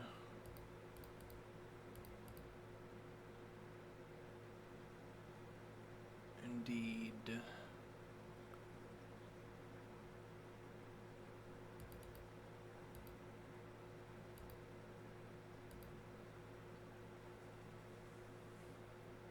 And then otherwise knight has to drop back. We could argue that this was... Well, no, but we can't drop back. Bishop covers. Okay, so... Yeah, we don't get to go on the knight a6 adventure. Kicks the rook instead.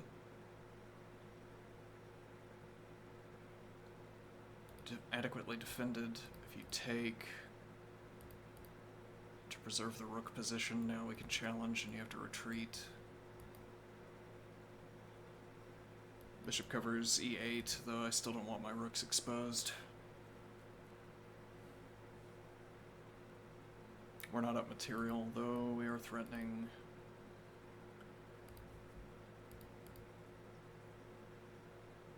And this pressure might matter.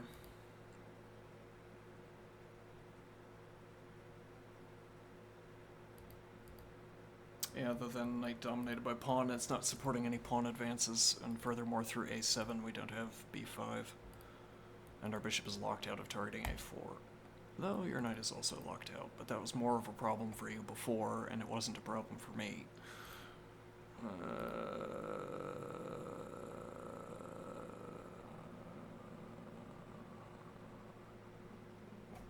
Knight also covers b1, so something like rook b, that would undefend the knight. King f7. Ah. Discerning.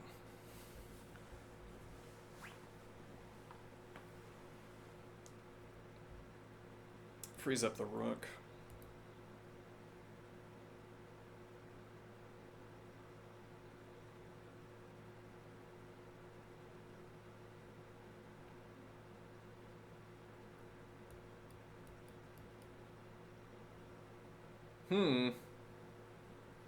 And well, development accomplished. Including king development. Where's your king development? I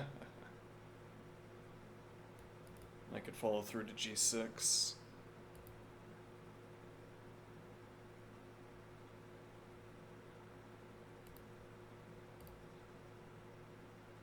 Though noting that knight could follow through to g6.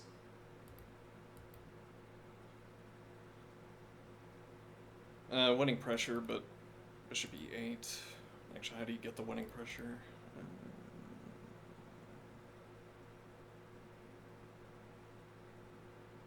Actually, we could interpose. But bishop e8. It's becoming a little bit fraught, but we still defend c6.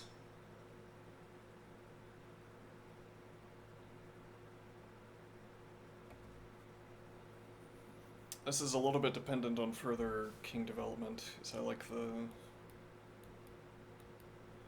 if you give me a tempo... look at it.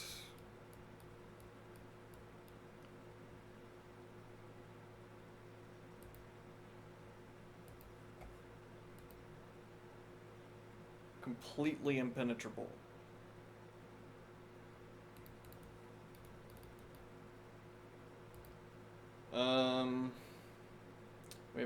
We have adequate defense of the bishop. We could drop knight back to c8. It's possible that this doesn't matter, though that seems a little bit unlikely. Whether the rook is trapped if you try to do that. Well, bishop defends rook. If we follow through with the g advance...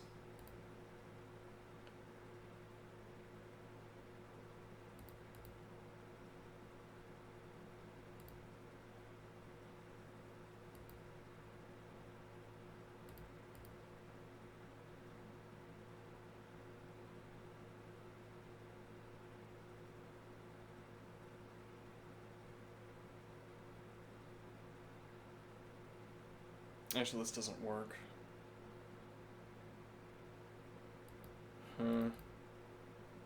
Need the rook coverage.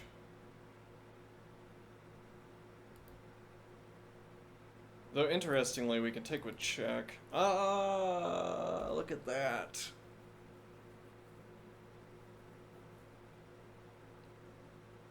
Ah, how unfortunate for you. King steps. Oh, if only you'd played King H1.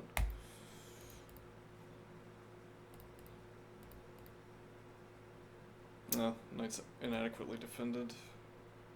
Though we're threatening mate, so that might be persuasive. He can't drop back to the 8th rank. Bishop covers. And we can't advance instead, knight takes.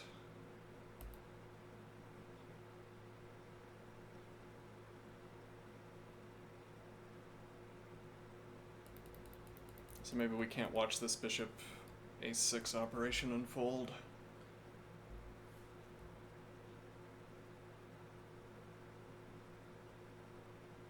Whether we could play the g advance immediately.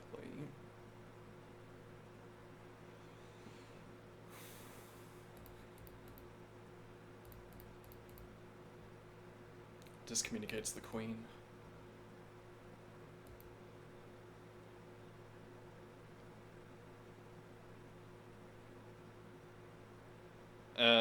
Well, pawn is also pinned to king. So if you played...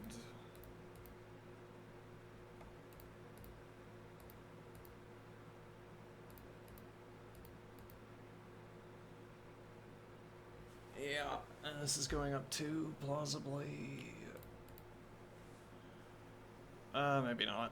We are up 1 though. Maybe this is going up 2.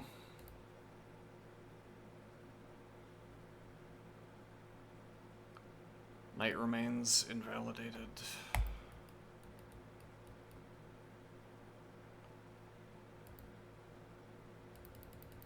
So immediate G advance seems playable. Perhaps you need to launch H instead of redeploying the bishop, but then I have free time. You don't get to challenge my queen with your rook. Fascinating.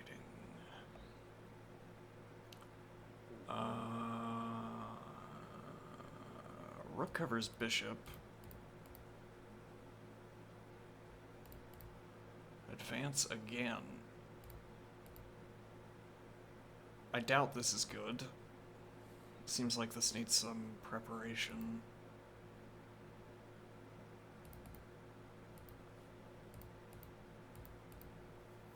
Yeah, though then why is my king on f7 if I could have developed this routing, but okay.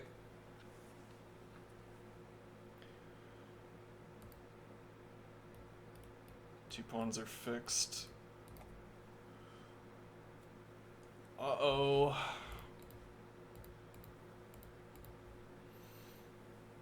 King development.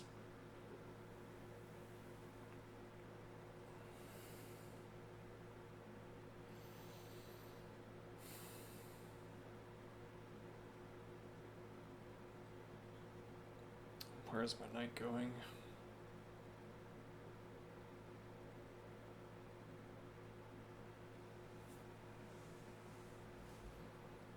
I guess it's time to redeploy our bishop, perhaps. Though we might have had time to do that anyway to stop just this idea, and it's not clear that white white has any others, or white then has to resort to redeployment of the knight, which is quite difficult. Takes many tempi. Well, so you have to spend this tempo up front, apparently because of the seeming efficacy of the G advance. Well, that's because you spend the tempo of the bishop first. If you instead spend the tempo on the knight, immediate redeployment of the knight, not clear where that needs to go. Now I assume the G advance doesn't work, though I have time for h6. And you've also slowed down this clock. You have to commit the second knight tempo as well.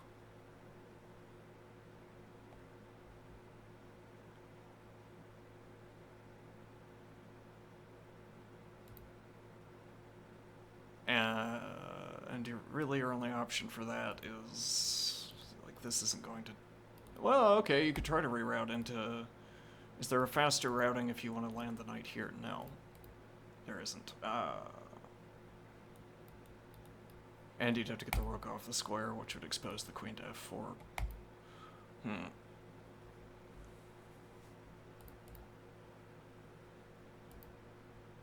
And now you spent another tempo.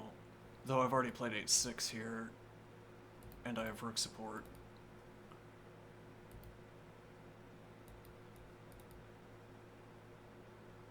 Not my favorite move. But yeah, if you redeploy the queen.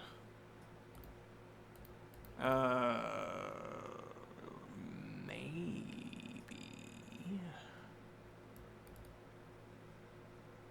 Now the king. Well, interesting. Interesting. And then knight g6, and we get the king and knight support against h4.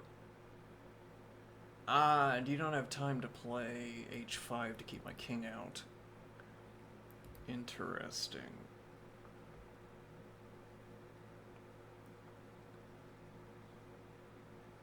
And you don't have any... Well... maybe this matters. Defending this is awkward. Though, less awkward now that you don't have the rook challenge. Rook and knight defending c6, so we could keep the pawn. Yeah, this is not a good square for the queen. Also out of the action, though. Gives us time to focus on the other pieces, but now, no. And we don't have the rook challenge either.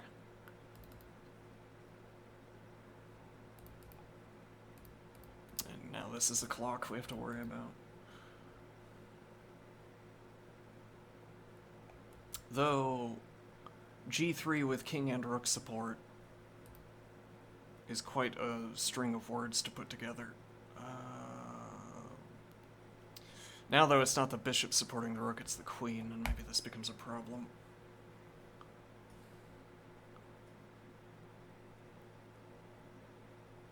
Also, this next advance...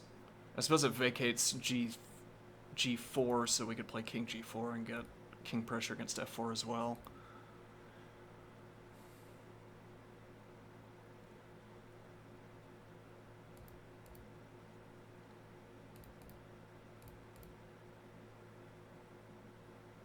Undefends the knight.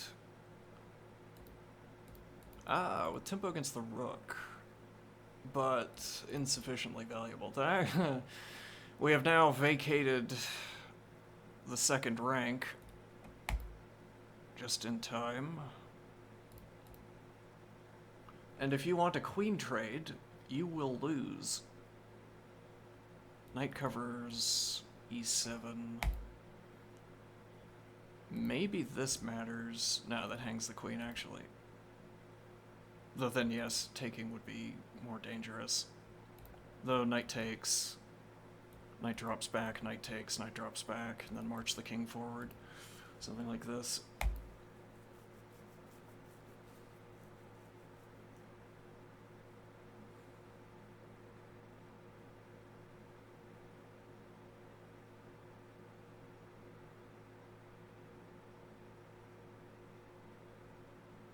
Ineffective.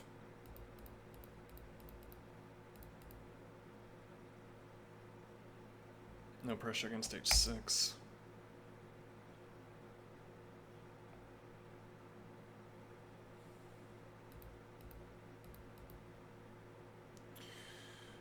And I'm on a clock.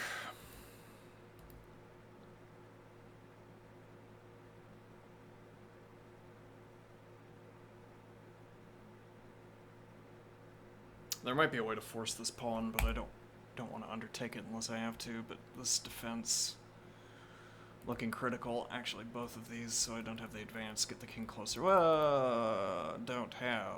So actually, this exchange, maybe I'm willing to take. Maybe you have to spend the tempo. And then knight in. Be taking the other direction. But still knight in. Though that drags your knight away from the king. One wonders. Okay. And the advance. Covered. That this opens up your knight. Yeah, though, now, are you free to move this knight, I wonder? Doesn't arrive with tempo either.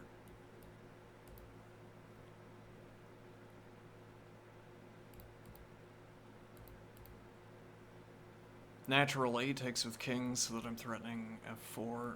I can shut down this pawn activity. Alternatively, the less graceful, though this is also with winning pressure and the bishop is pinned.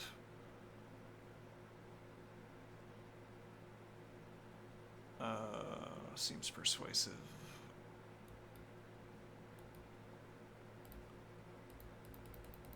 I don't think you can give up the queen, but then this arrangement is awkward and we're still threatening this pawn. You're up a point of material, threatening the exchange, which is plausibly worth taking. We could also lock the rook out of the remainder of the position with queen support, though this doesn't have rook. It'd have knight back to f8 to cover d7, which I don't want to play.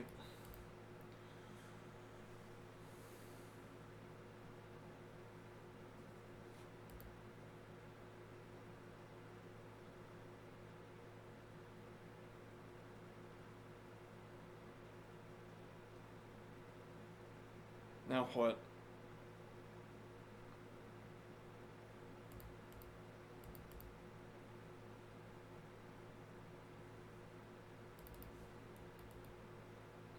Yeah, it had to be on g6.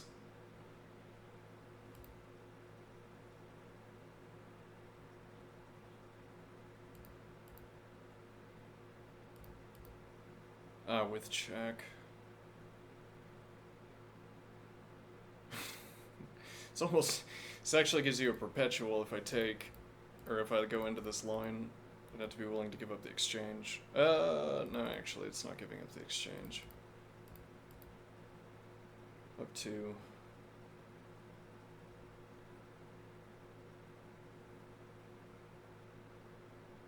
Rook drop back prevented, interestingly. Pawn is hanging, lots of benefits.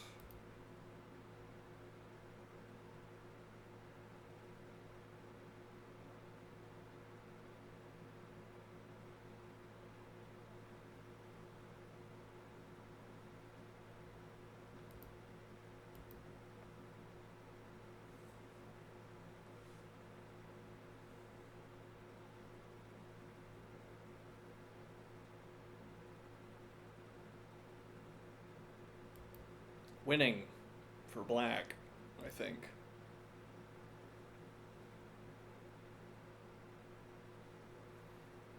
If you try to redeploy the knight, you don't have a good option for doing that, do you? Since this doesn't work. Well, I say it doesn't work. Gives back the point of material. Well, what's my follow-up here? And you can't defend that either. We're also threatening to pick up material. And not merely that, distracting the pawn, distracting either of these pawns has some value, opens up another option. Though, between the two, I assume you take with D.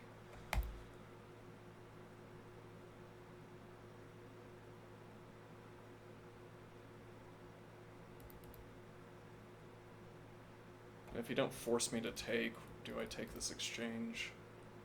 Yeah, your continued redeployment of the knight is going... Yeah, okay. Makes some sense. Maybe there was a shorter routing to get to the square earlier.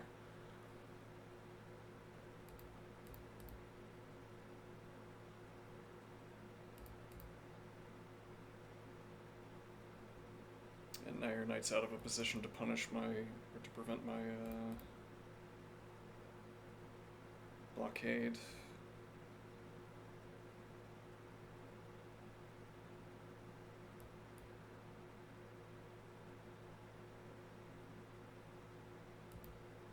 Still no time to defend this pawn.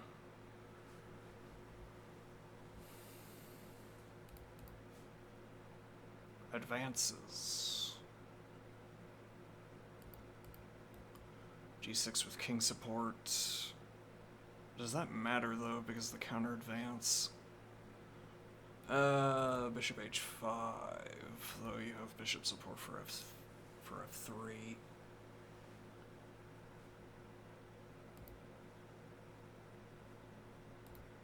Yeah, I think I'd rather have my knight looking at 2 pawns.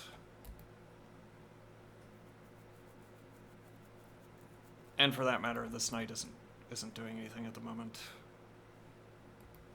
If nothing else, go back and take. And now I have the f-pawn unblockaded.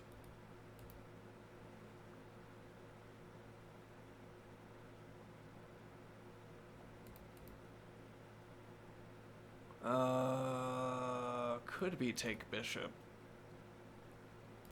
Remove the defensive piece from the king.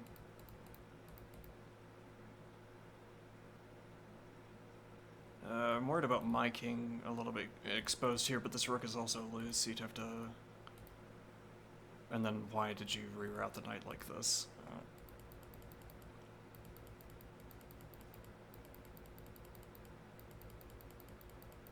I'm not getting mated, presumably.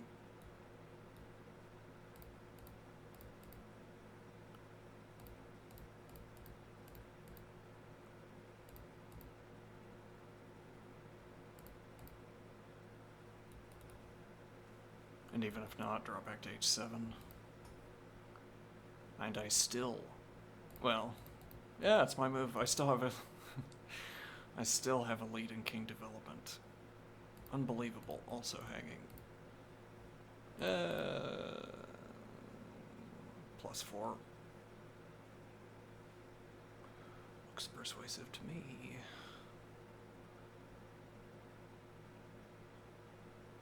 I wouldn't want to dissolve my position like this, but it works. Okay.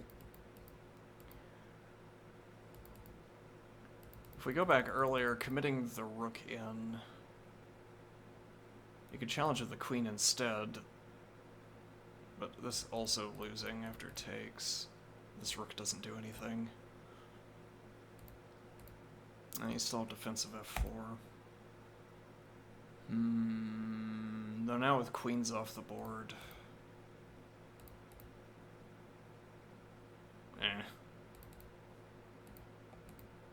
If nothing else, go back.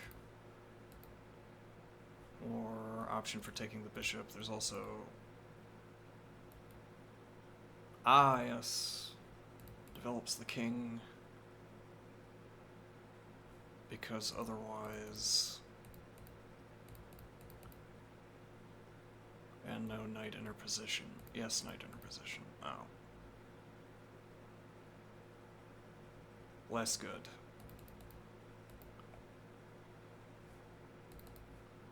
The natural king takes h4.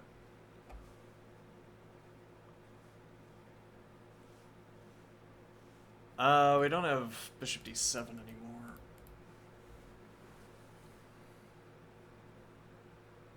And no... And we can't advance. Huh.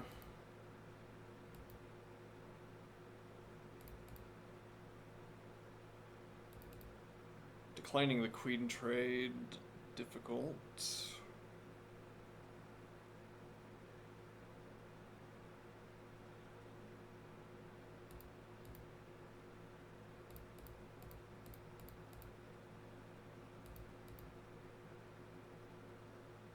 Keeps a rook ready for this pawn.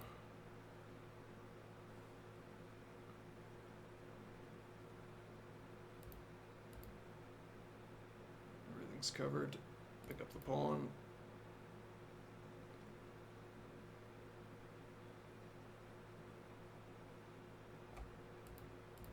Prevent the retreat.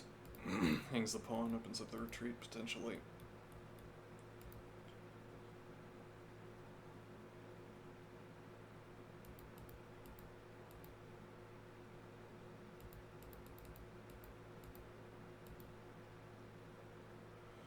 If I wanted to deny the queen trade, that is quite difficult to do.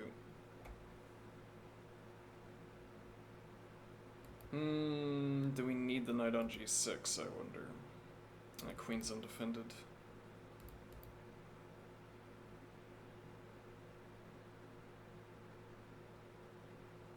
Yeah.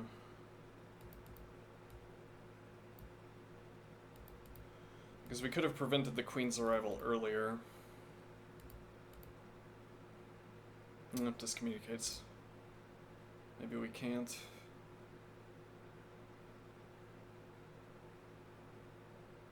Well, actually, knight drops back earlier. And you don't. We've stopped the h5 advance with the king, at least.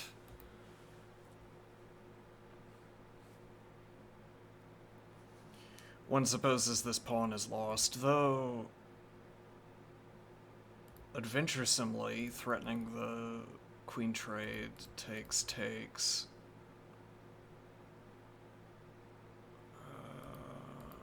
Goes into corner.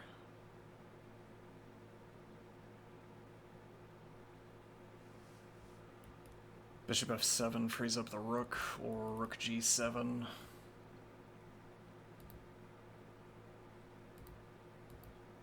Yeah, I don't think that works. Though actually, if you take the... No, it's fine, because you don't cover the queening yet.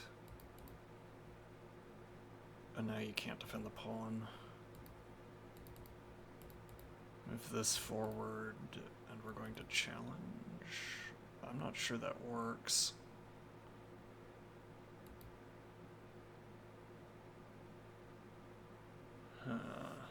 This king through... Well, if white spends the first tempo...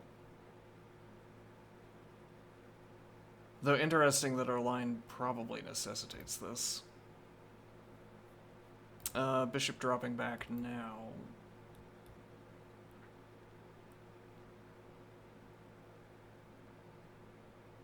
Kick the queen out.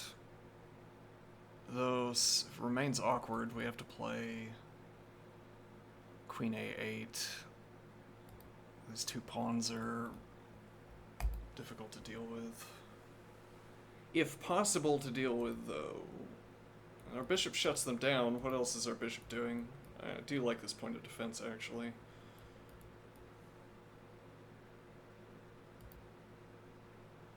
But from c8 and slowing down these two pawns, my bishop gets back in time to halt the advance of the pawns.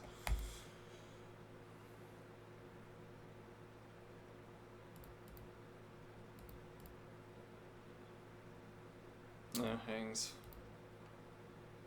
And if I drop back...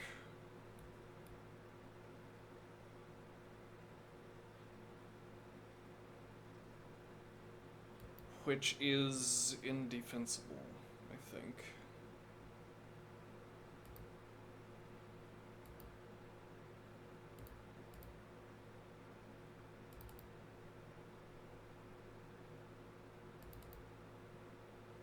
So you can't make the advance yet. Get out of the way of the pawns. Advance take. Shuts down the advances. Arguably. Uh-oh. And then our position is going to be thrown into chaos if I have to advance c5.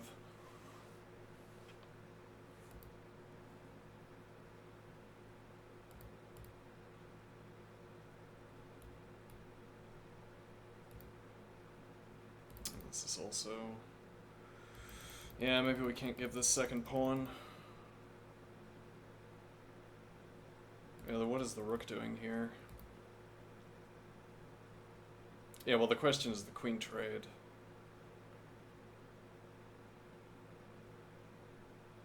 Or now it's not a queen trade.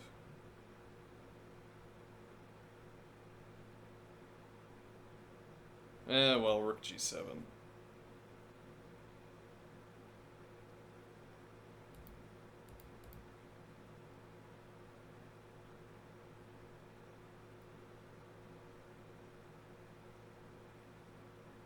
And well, this puts us into a better position to contest as well. Like here you'd want to advance, I suppose.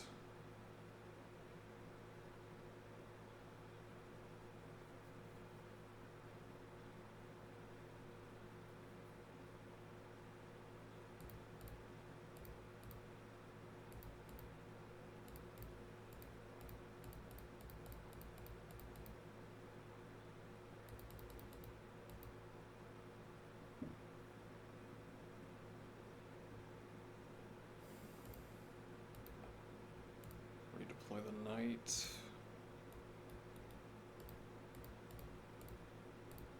We don't have... Oh, did we hang the bishop at some point? Yes.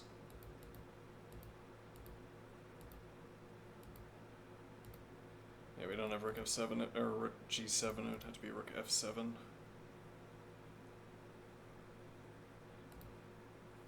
Or if we spend the first tempo, but now rook challenge.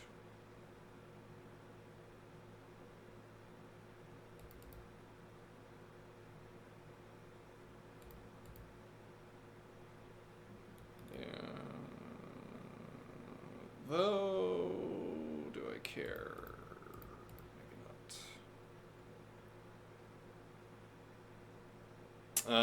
not. Now we are getting mated. Takes... Rook takes h6.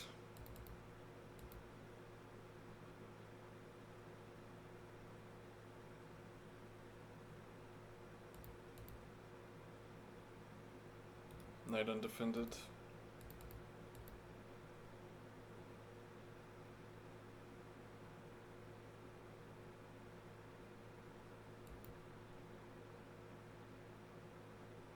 Undefends the knight. If we go in the other direction, opening up the rook on the back rank.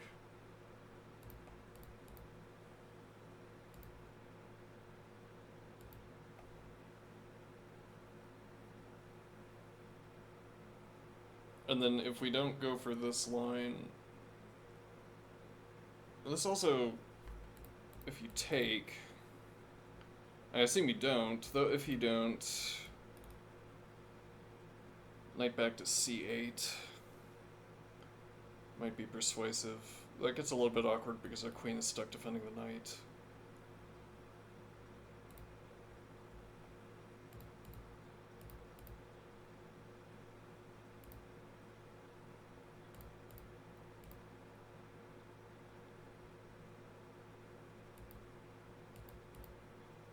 But now we have the open file.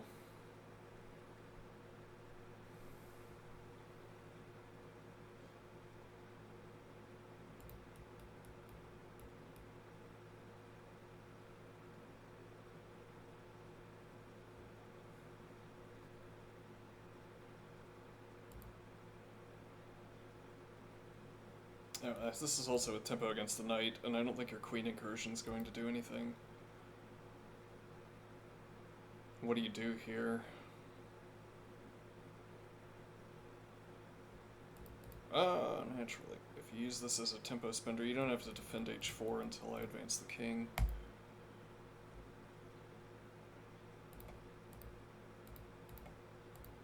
Rook defends. And then knight defends pawn. And nothing on the back rank. And bishop defends, so...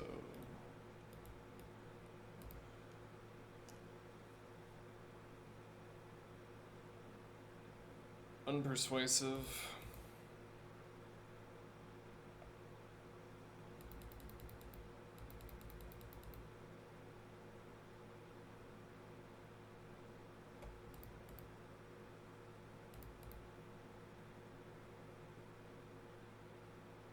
Our lack of places to go with the queen.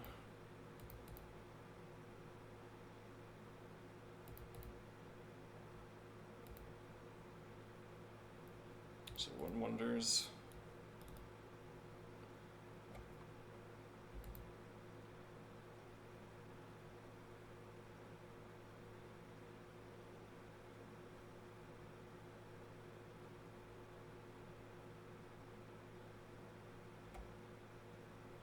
If you insist. Well, you might send the rook in either way. And then the pressure against h6 matters. Well, knight takes, rook defends h6 as an alternative. Could strip the king further. Though what we're stripping you of is control over these two squares, and we've given up the piece that pressures.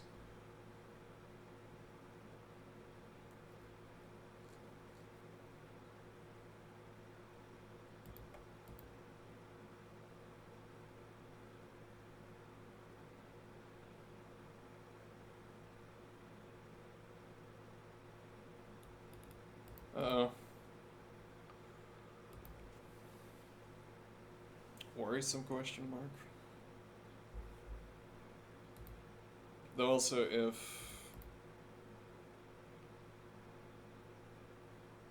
so we barely escape here. Supposing we do escape.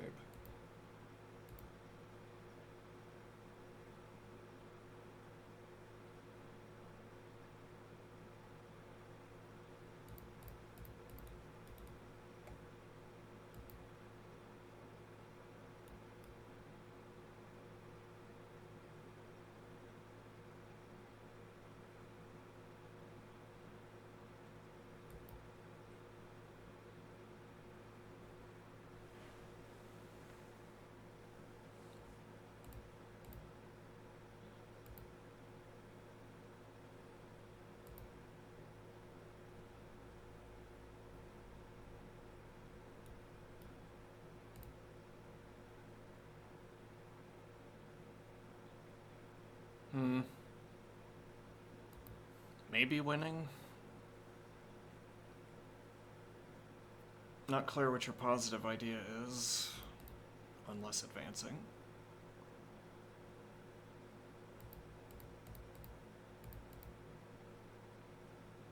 If instead, well, we can't drop the knight back.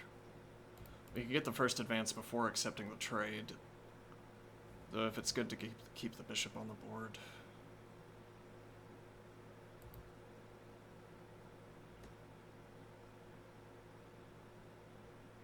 If we deliver the queen trade, now bishop is pinned to rook, but it's also your two heavy pieces doing the pinning. There's pressure against a5 as well, which might end up mattering. You have two pieces to put in the way if you put neither of them with winning pressure. With winning pressure.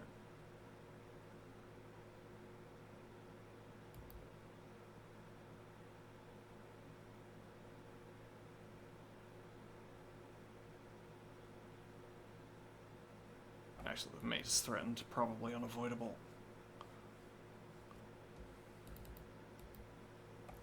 So, delivers check, interposes.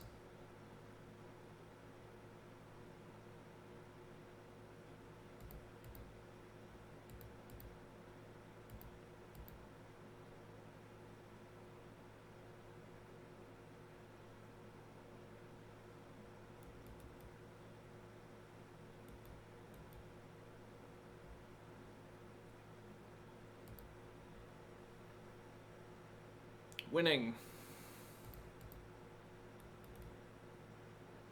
Doesn't come with tempo. Against the king, anyway.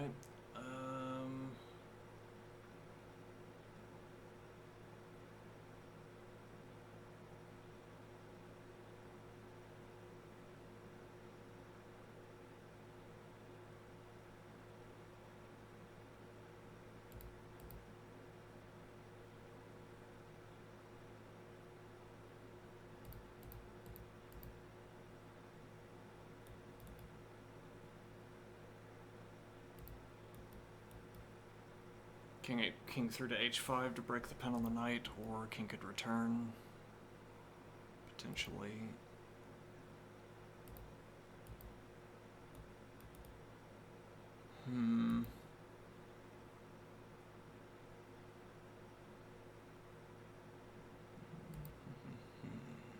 Does king have to drop back?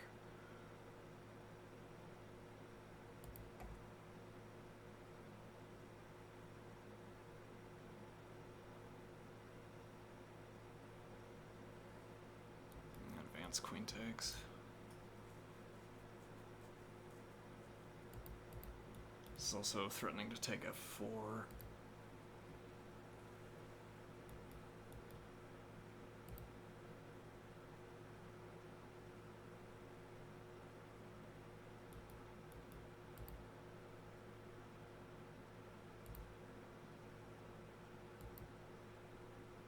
Check.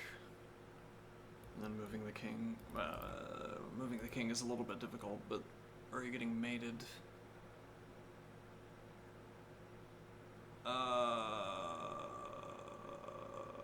We take on f2, so you go to the...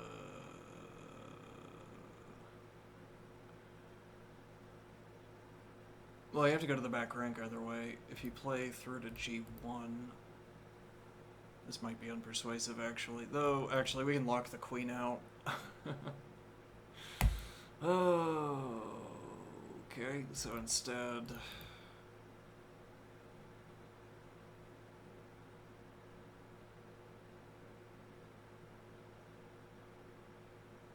Here we might have to drop back the queen. Knight covers h5.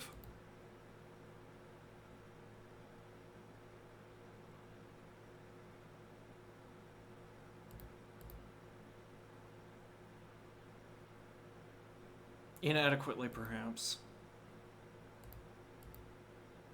Indeed.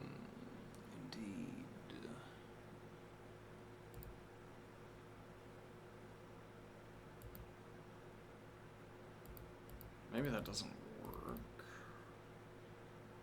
Ah, this is defended.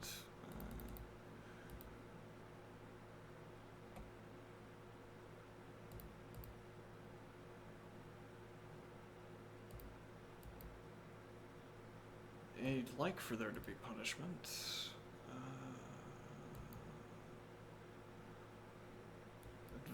Advances? Probably not.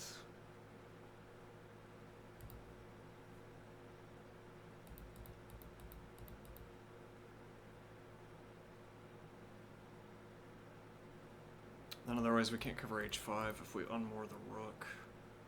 This isn't better for the king, or isn't better for pressuring your king. I feel like this has gotten out of control. Though now... is your queen a knight? No. Yeah, this is just buying a tempo, though. Our problems are structural and therefore will persist for multiple tempi.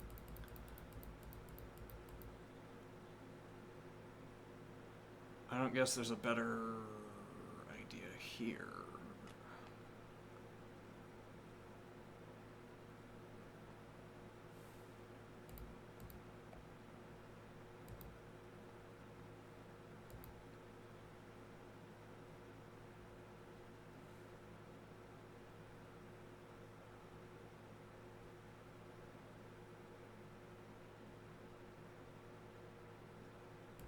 The immediate capture.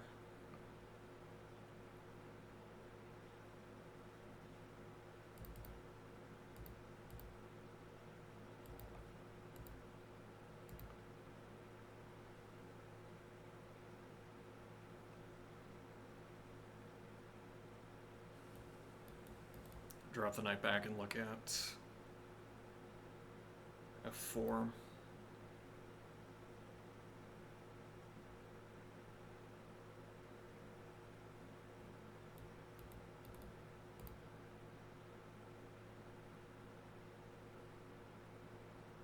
If your only intrusion is through d6, yeah, though. also.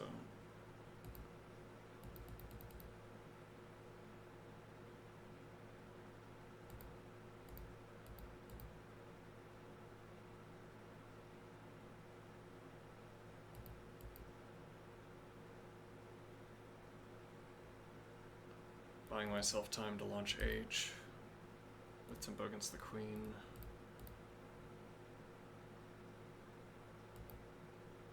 Or out of the way of the pawn and keeping eyes on. Or taking. Interesting. Maybe so.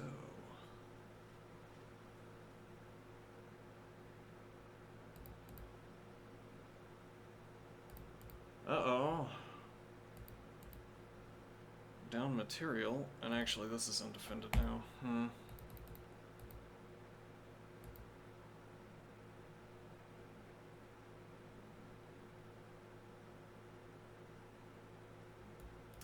Bishop retains defense. Advance.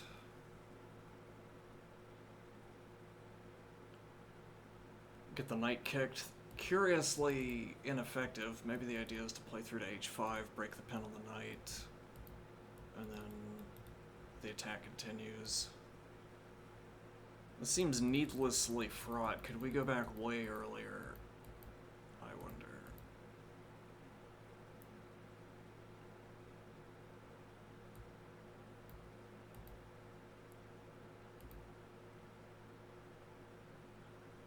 Why did we allow White to get this in? How far back do we have to go to stop this? Well, let's work on b6. We'd have to commit to knight activity sooner. Though knight back to c8 is playable. So if we don't pursue the kingside activity yet, drop the knight back.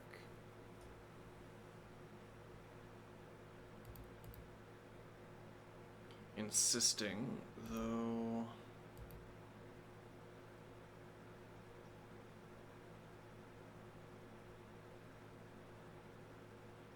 Rook has to give up this position sooner. Gives a point of material. That's undesirable. Difficult to cover. Can't discommunicate.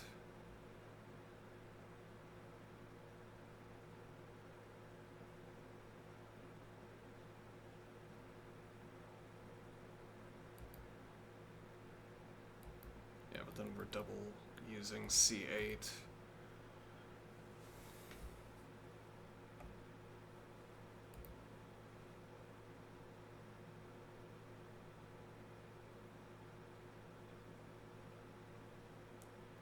Taking the exchange earlier, I wonder. Yeah, your rook is stuck. You would otherwise only have e3.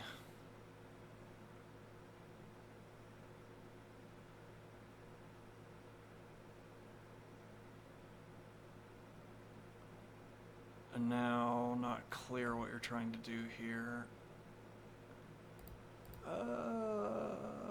Now the idea is that if take with tempo,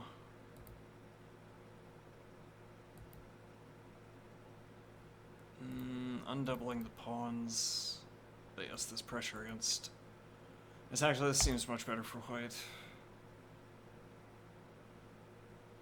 Can't defend at the end, but even if this pawn didn't hang, all kinds of uncomfortable questions.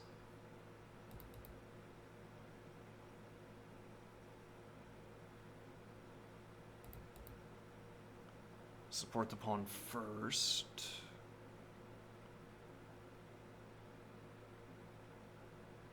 And you still can't escape with a rook.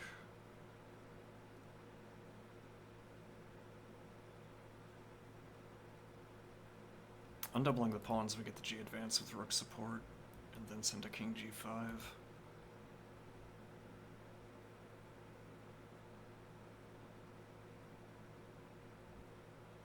Redeploy the queen, threatening to pick the material back up.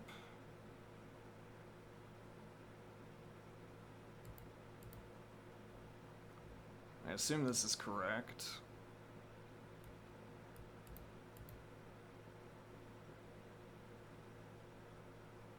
Alternatively around, though if I choose g6...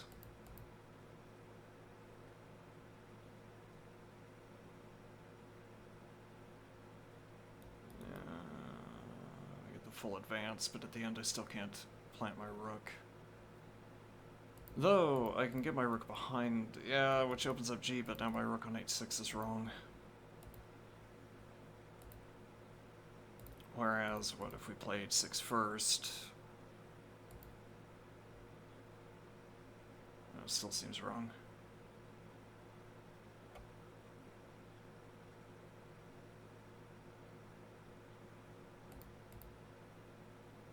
Reclaims a point of the material.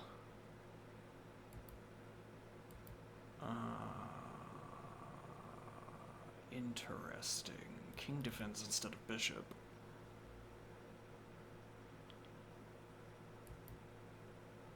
And otherwise, I'm passing through g6, but that blocks the rook. We'd have to follow through, which we can't do yet.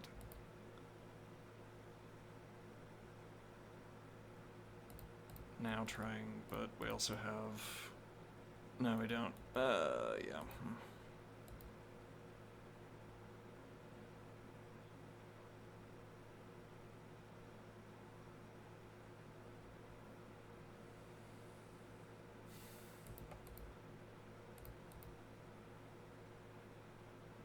This might not matter. Yes, if only.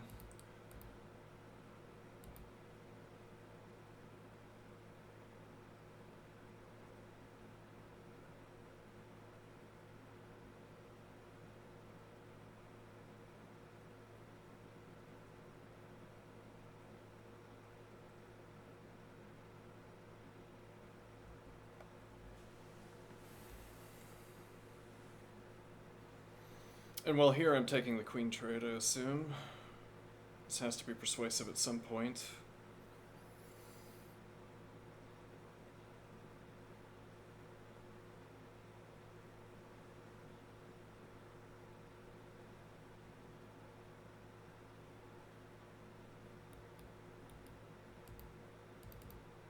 If that isn't the play, spending another tempo, but now with tempo against the knight. Knight moves, bishop is pinned.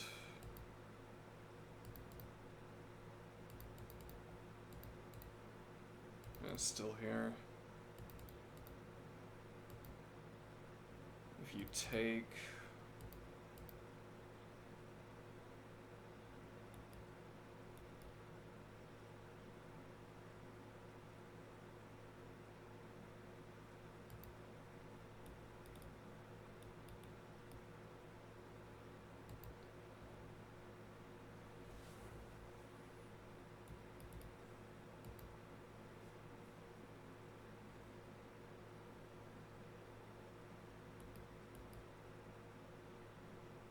Though at some point my king gets punished.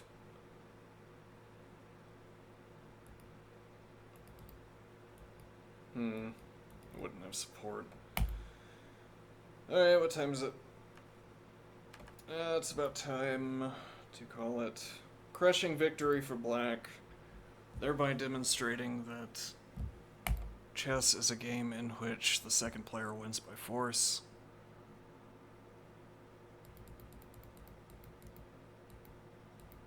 That's good to know. What if we go back before rook b6? I wonder if we could stop that rook from getting in. Yeah, I mean, why am I launching this pawn? Why am I not going off on a bold king development route? Actually, how did I get that king development?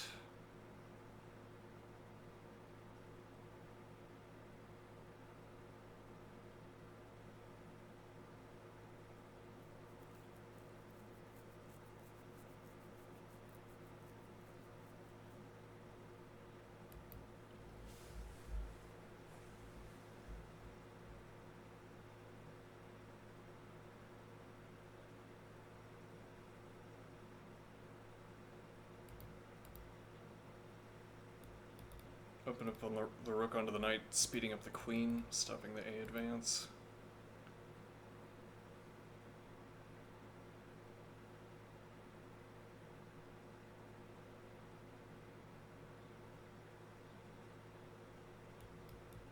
Yeah, though our ability to kick this knight is limited.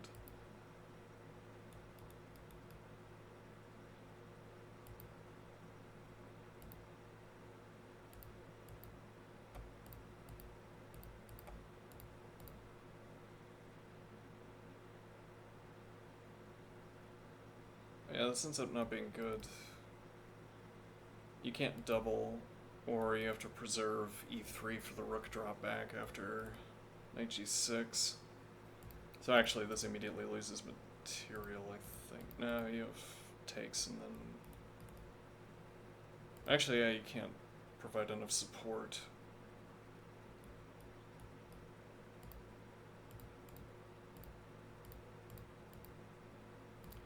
Queen trade.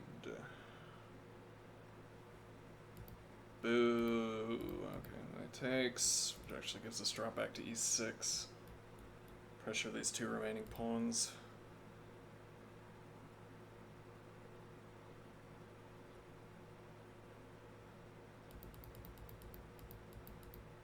So you don't take.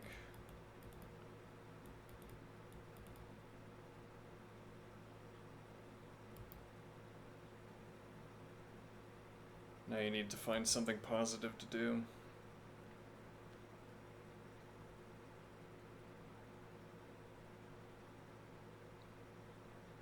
Difficult. I have not left many options open for white.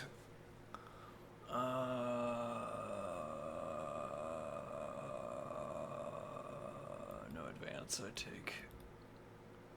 Free pawn, often persuasive.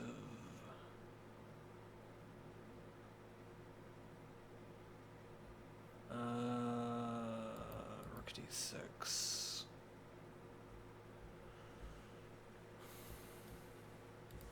Also, if the knight moves, now you're no longer blocking the rook. Some housekeeping.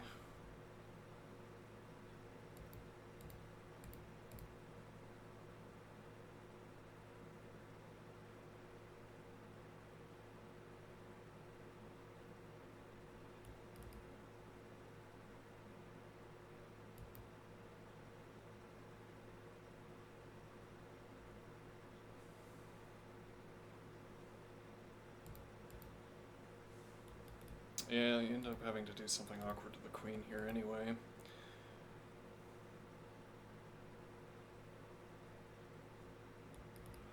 Last case scenario, if you stack pressure against F, we have G6, though.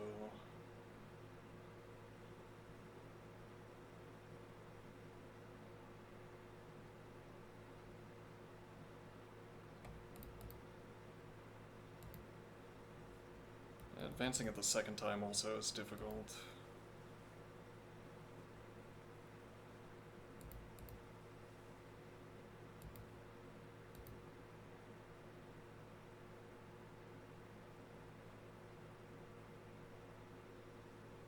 We have the knight support.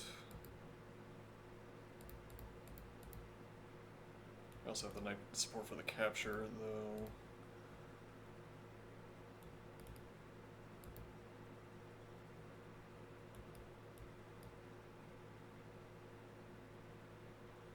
Stack pressure. Force the capture, or knight takes, king development. If takes, takes. I assume this is better for us. There's now also only one pawn defending the knight, so...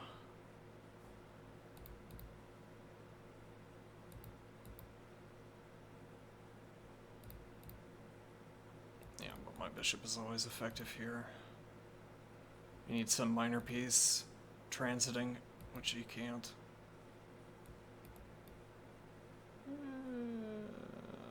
Maybe the wrong square to pressure. You need to be on, or here, looking at A7.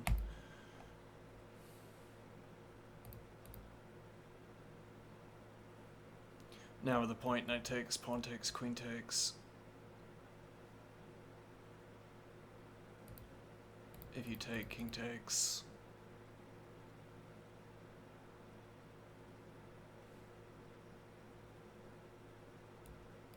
Rook h8. Plausible. Playable.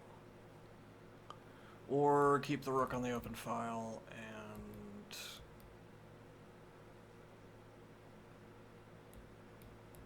Though bishop support for either of these.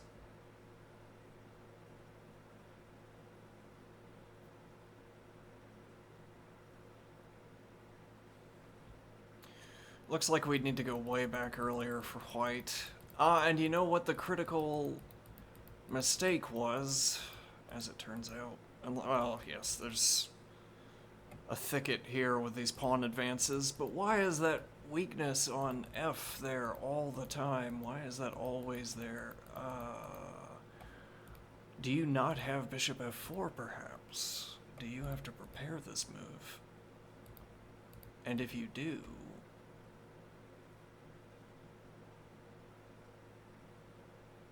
Yeah, I know this is a completely different game. Yeah. Oh, well. We don't have the G advance. Because of this infernal knight on e7. What are you doing on e7? Yeah, that's effectively picking up... I assume this is no better. Here we get to preserve the bishop instead. Beautiful piece. Magnificent.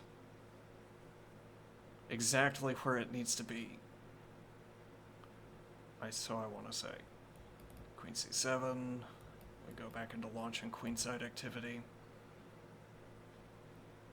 We've picked up the bishop exchange, as it were. And we have rook support for the advance, so this becomes a problem for you. If you use the knight... Yeah, now it's the same position except with more material removed. If I take, which I don't want to do. But I'm committed at this point. So, well, there's rook f6, and now if knight takes, but no, this doesn't pursue any positive aim.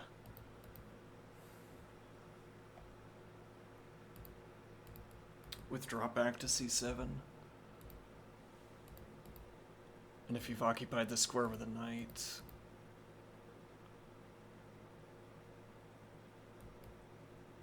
Yeah, I think you still have... we have the point off the queen, and then we could play h6. Light squared bishop isn't in a position to punish our light squared exposure on the king side, but even if so, king g7, king h6, or king g6. Re-challenge through e6. Knight takes, pawn takes, opens up d7 for the minor pieces. Opens up queen c7.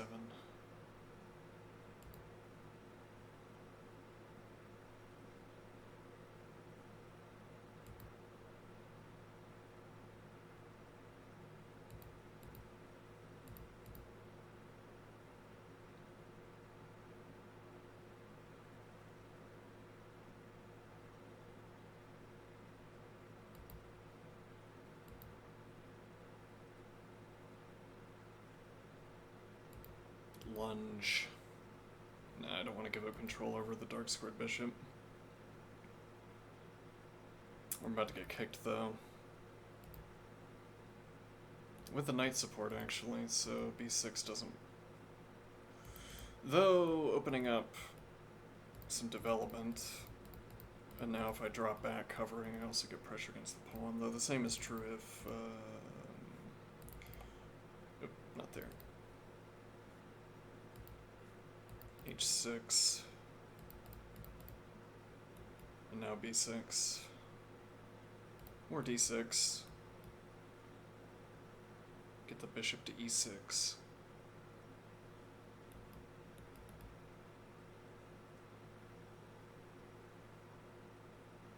Probably reverse the order so that we have queen bishop, covering h4 up until my king gets to g6. Then the problem, I suppose, is h. Well, I take if you haven't, if you've castled. That's kind of finicky. There's also nothing preventing my knight from going to e6 now.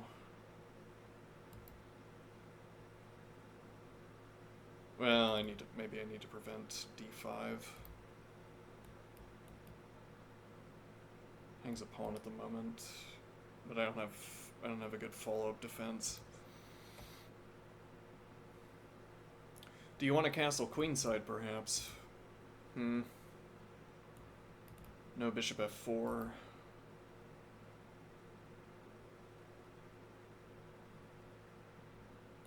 If I need the bishop defense.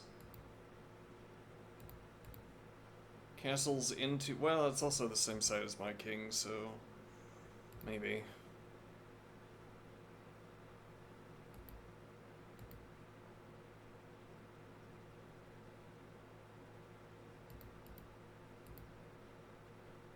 Yeah, but this allows all the way through to d6.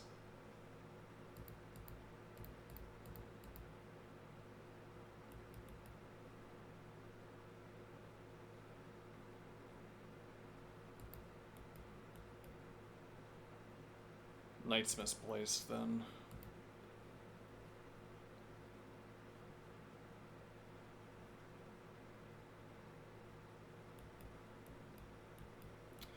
Yeah, though this opens up my development anyway. You spin the tempo claiming the open file, e.g. I might not want to take, though now also 2 points of pressure off the knight. Activate rook.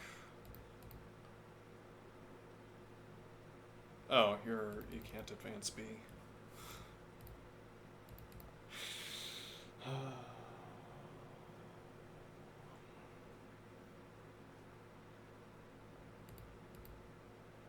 Yeah, though then why the open file?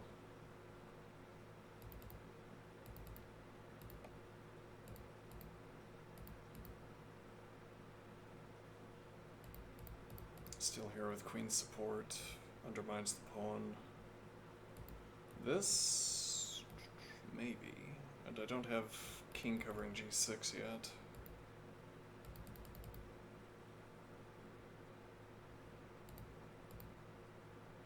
Yeah, why push the pawn into what my opponent is developing against? I develop the king.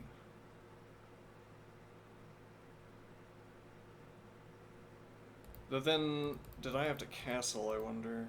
It's quite far back, but maybe I didn't have to castle. Because I could have passed through F.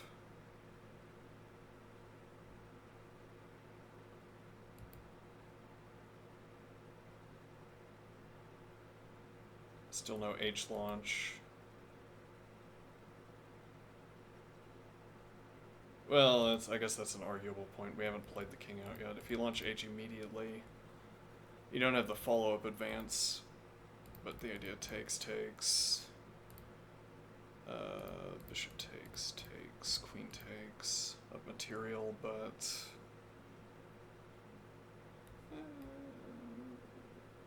What was the purported difficulty with this? Unclear. Seems advantageous.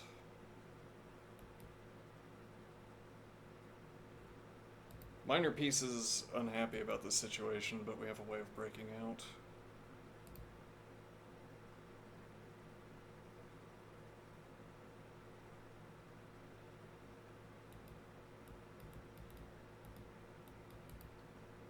Though now, yeah, you have the beef. Queen is looking at b4, interestingly.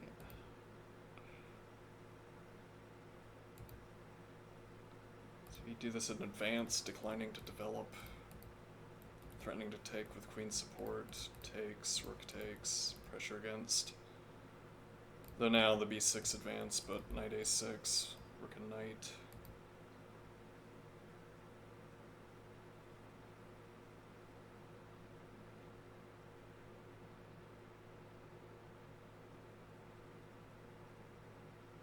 Maybe this remains defensible. Rook's loose on...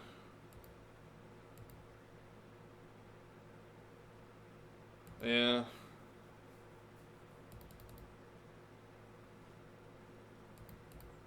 advance first. I'm worried about knight takes, though knight and bishop defending d7. There's also knight back through to e6 to insist.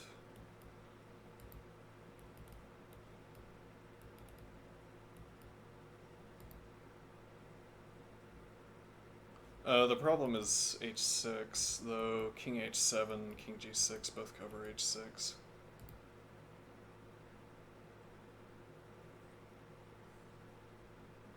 Advantage black.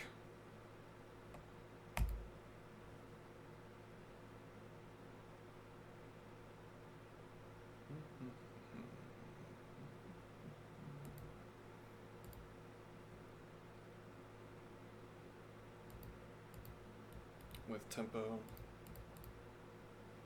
undefended. Though my options for defending are also limited.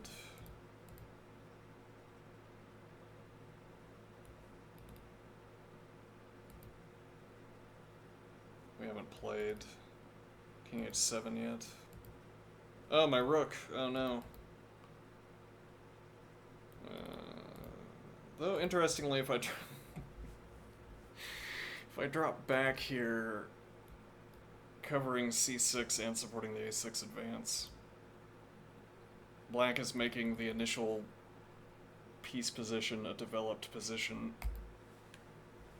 Again, one imagines only this. We cut down the board, we shear off the rank and file, and then the question is, would I want to set up this piece configuration by itself? If this were somehow in the center of the board. Maybe.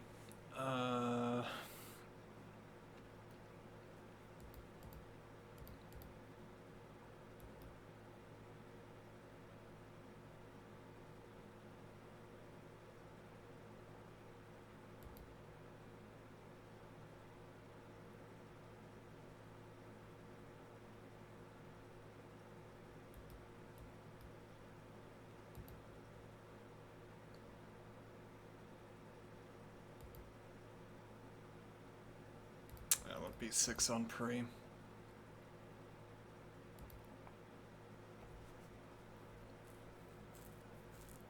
Difficult to defend, I'd have to drop the queen back. So, king h7, allowing queen d8, though unfawned. Does this matter? I doubt. I'm getting kicked. Redeployment. Though also h6 on pre. Yeah.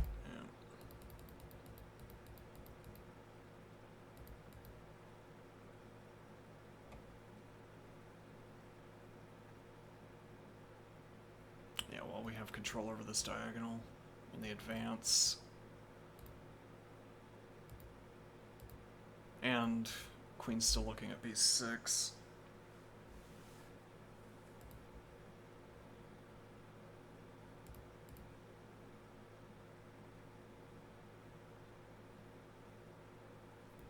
Bishop h6 here.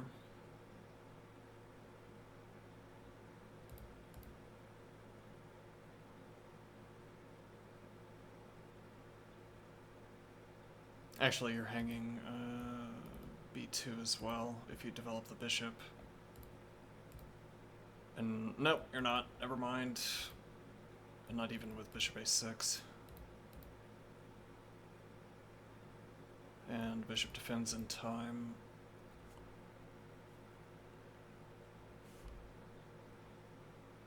Though at the end of all of this, let's say develops rook, takes, and now knight a6 unavailable. Oh, I'm losing it. But actually, if it's queen takes, b6 is a little bit awkward to defend.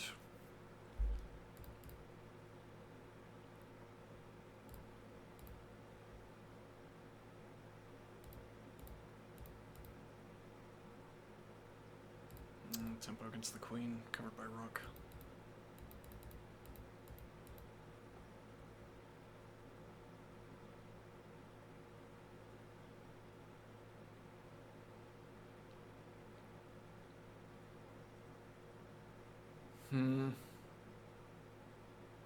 Actually, we don't have knight a6. Undesirable, perhaps. If we can force the trade, I think we free our position.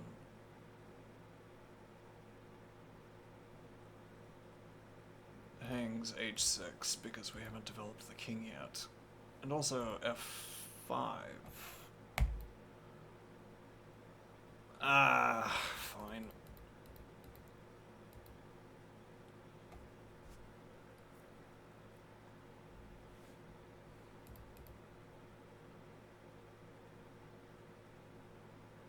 You don't have the advance. Takes, king g6 defends. If you take bishop and queen, king's passing through to g6, covers. Though one wonders if the real problem is not declining any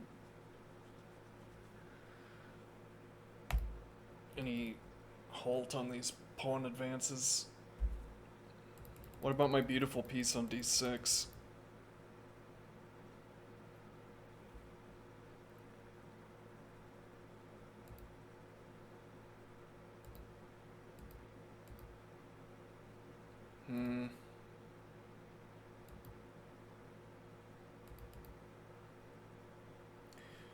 Why did we go for the G advance? We want to restrain the dark squared bishop, though that ends up not happening anyway. Now advance takes. Dark squared bishop. Yeah, we wanted to prevent the development of the dark squared bishop.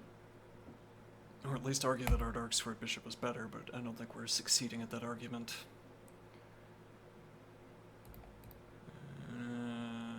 Because this advance is worse. I don't want to offer the trade either. But yes, if takes, we open up d7.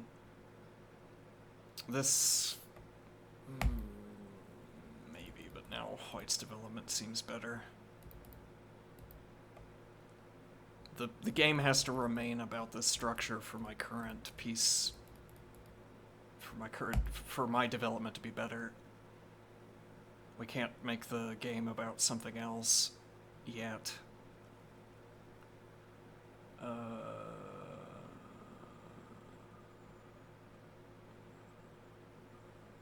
So knight a6, advance takes, bishop takes, and now I'm probably fine with my development again.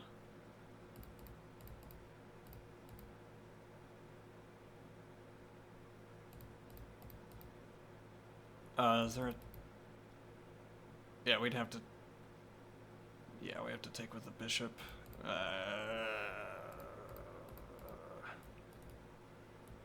With knight reload. Or up a point of material for this.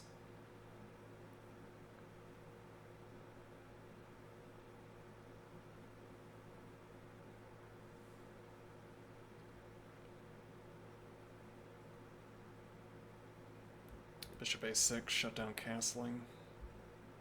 Castling queenside seems dubious. If you castle immediately. Bishop a6 with tempo. If you develop rook. And now we have control over e6. With tempo against the knight.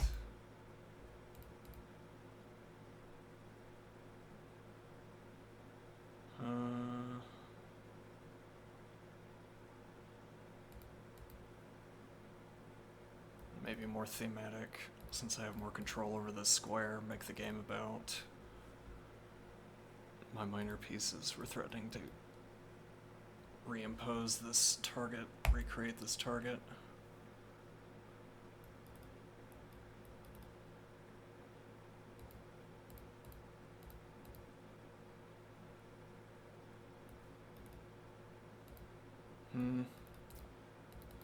When does c6 hang?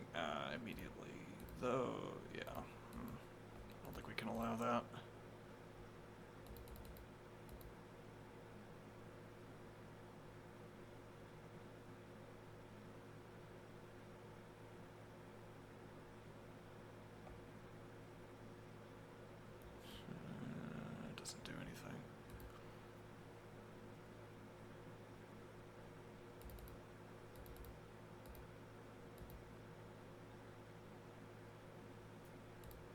Bishop drops back to give us time for further development, but this is slow.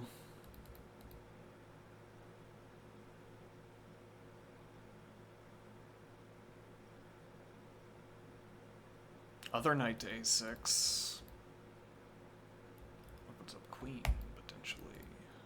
Does this change anything? I don't think so. No. Not anything. Well, now we have knight a6 to keep this advanced knight. But we can't take.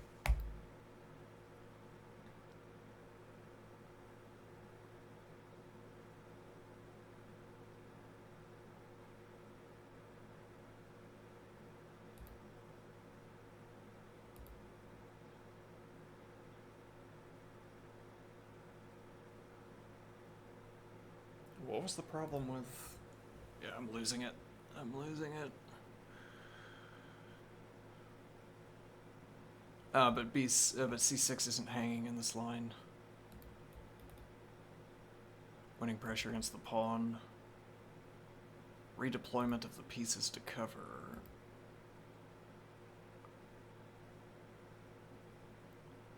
Look how early I castled. Isn't that remarkable? Isn't that something? Did it do anything for me? No. At the end, if I spin the rook move, maybe I get early rook development.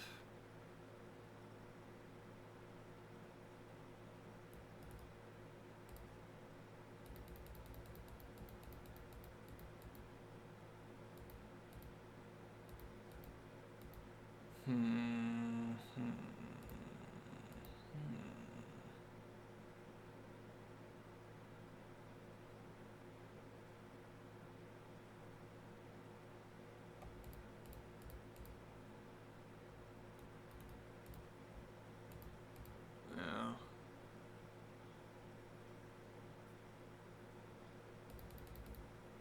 Hey, why is this good, one wonders. Ah, I'm isolating your pawn, I'm stripping your king. Well, I mean, there's king f2, but, my pieces. Again, we can't let the tension dissolve until I've gotten more development in, so we have to arrange circumstances so that my moves constitute answers. My development constitutes answers. Maybe we need queen c7 for this. Hopefully we don't need queen b6 for this. Yeah.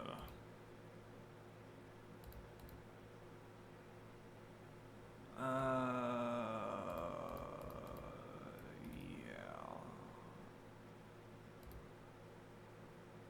Though, I assume this is less persuasive, though it also arrives with tempo. But yeah, now the activity is me winning on the queen side. I think the remainder of the game is me winning on the queen side. Though you get your bishop f4. Do you?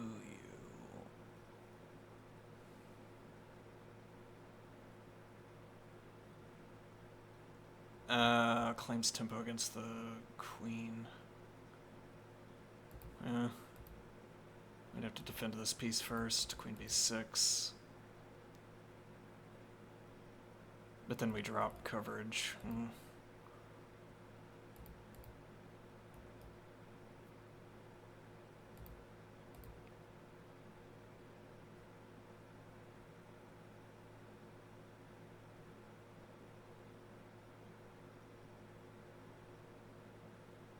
Whether this is bad. Here I get development.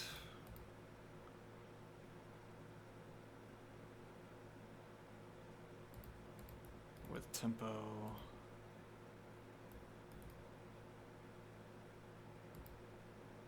No counterclaim of tempo. You're going to drop the right to castle, and now the game is winning on both sides of the board.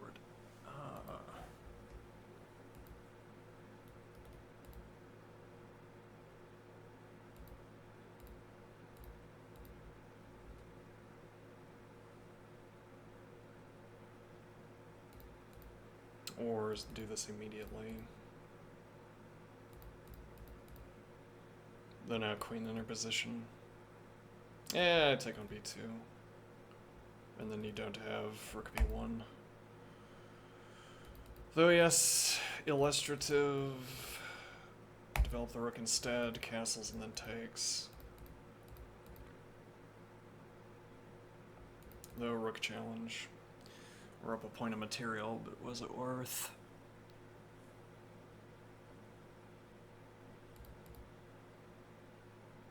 Naturally, king development, cut off queen h5.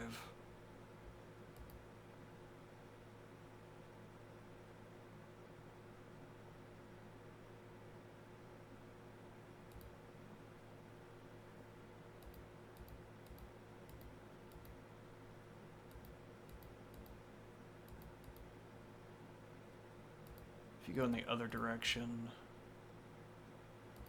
now it's rook development, and this seems less desirable.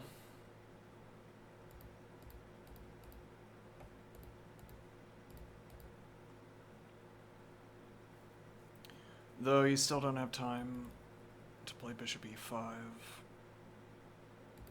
And this is with tempo.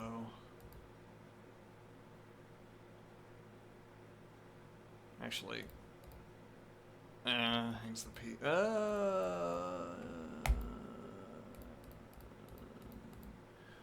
Material even, and you've accelerated my king development.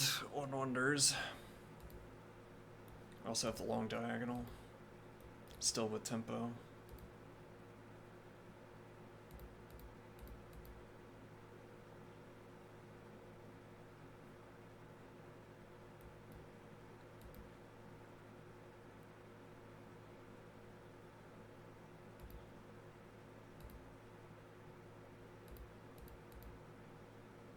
Though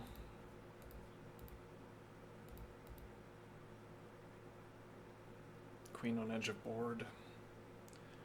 This would have been useful later, if at all, but then denied. Still with tempo.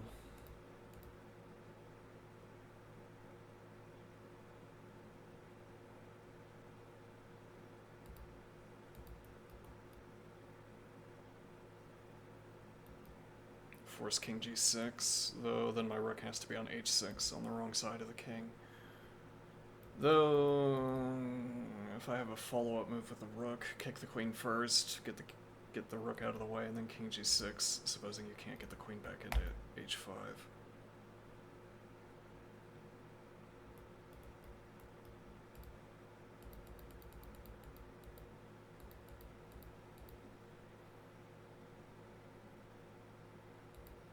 Yeah, you could do this immediately.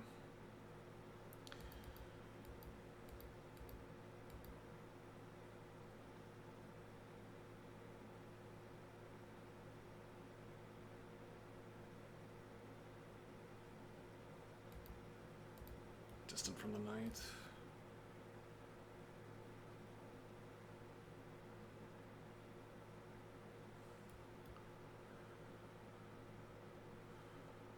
Knight c6. I'm not sure that's the right idea. Like knight a6 to keep this, and then put the rook on e8. You might have to start answering this immediately if you castle. Well, what happens with knight c6? Takes. Bishop takes. I don't think there's a better play out of this. Taking the bishop first might be preferable. Escapes a check. King f7. We have g6. That hangs h2 now.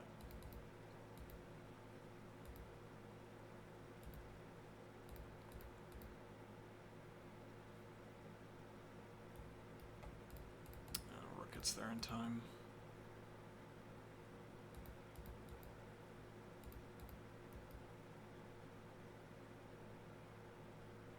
I don't know. Alright, I'm done.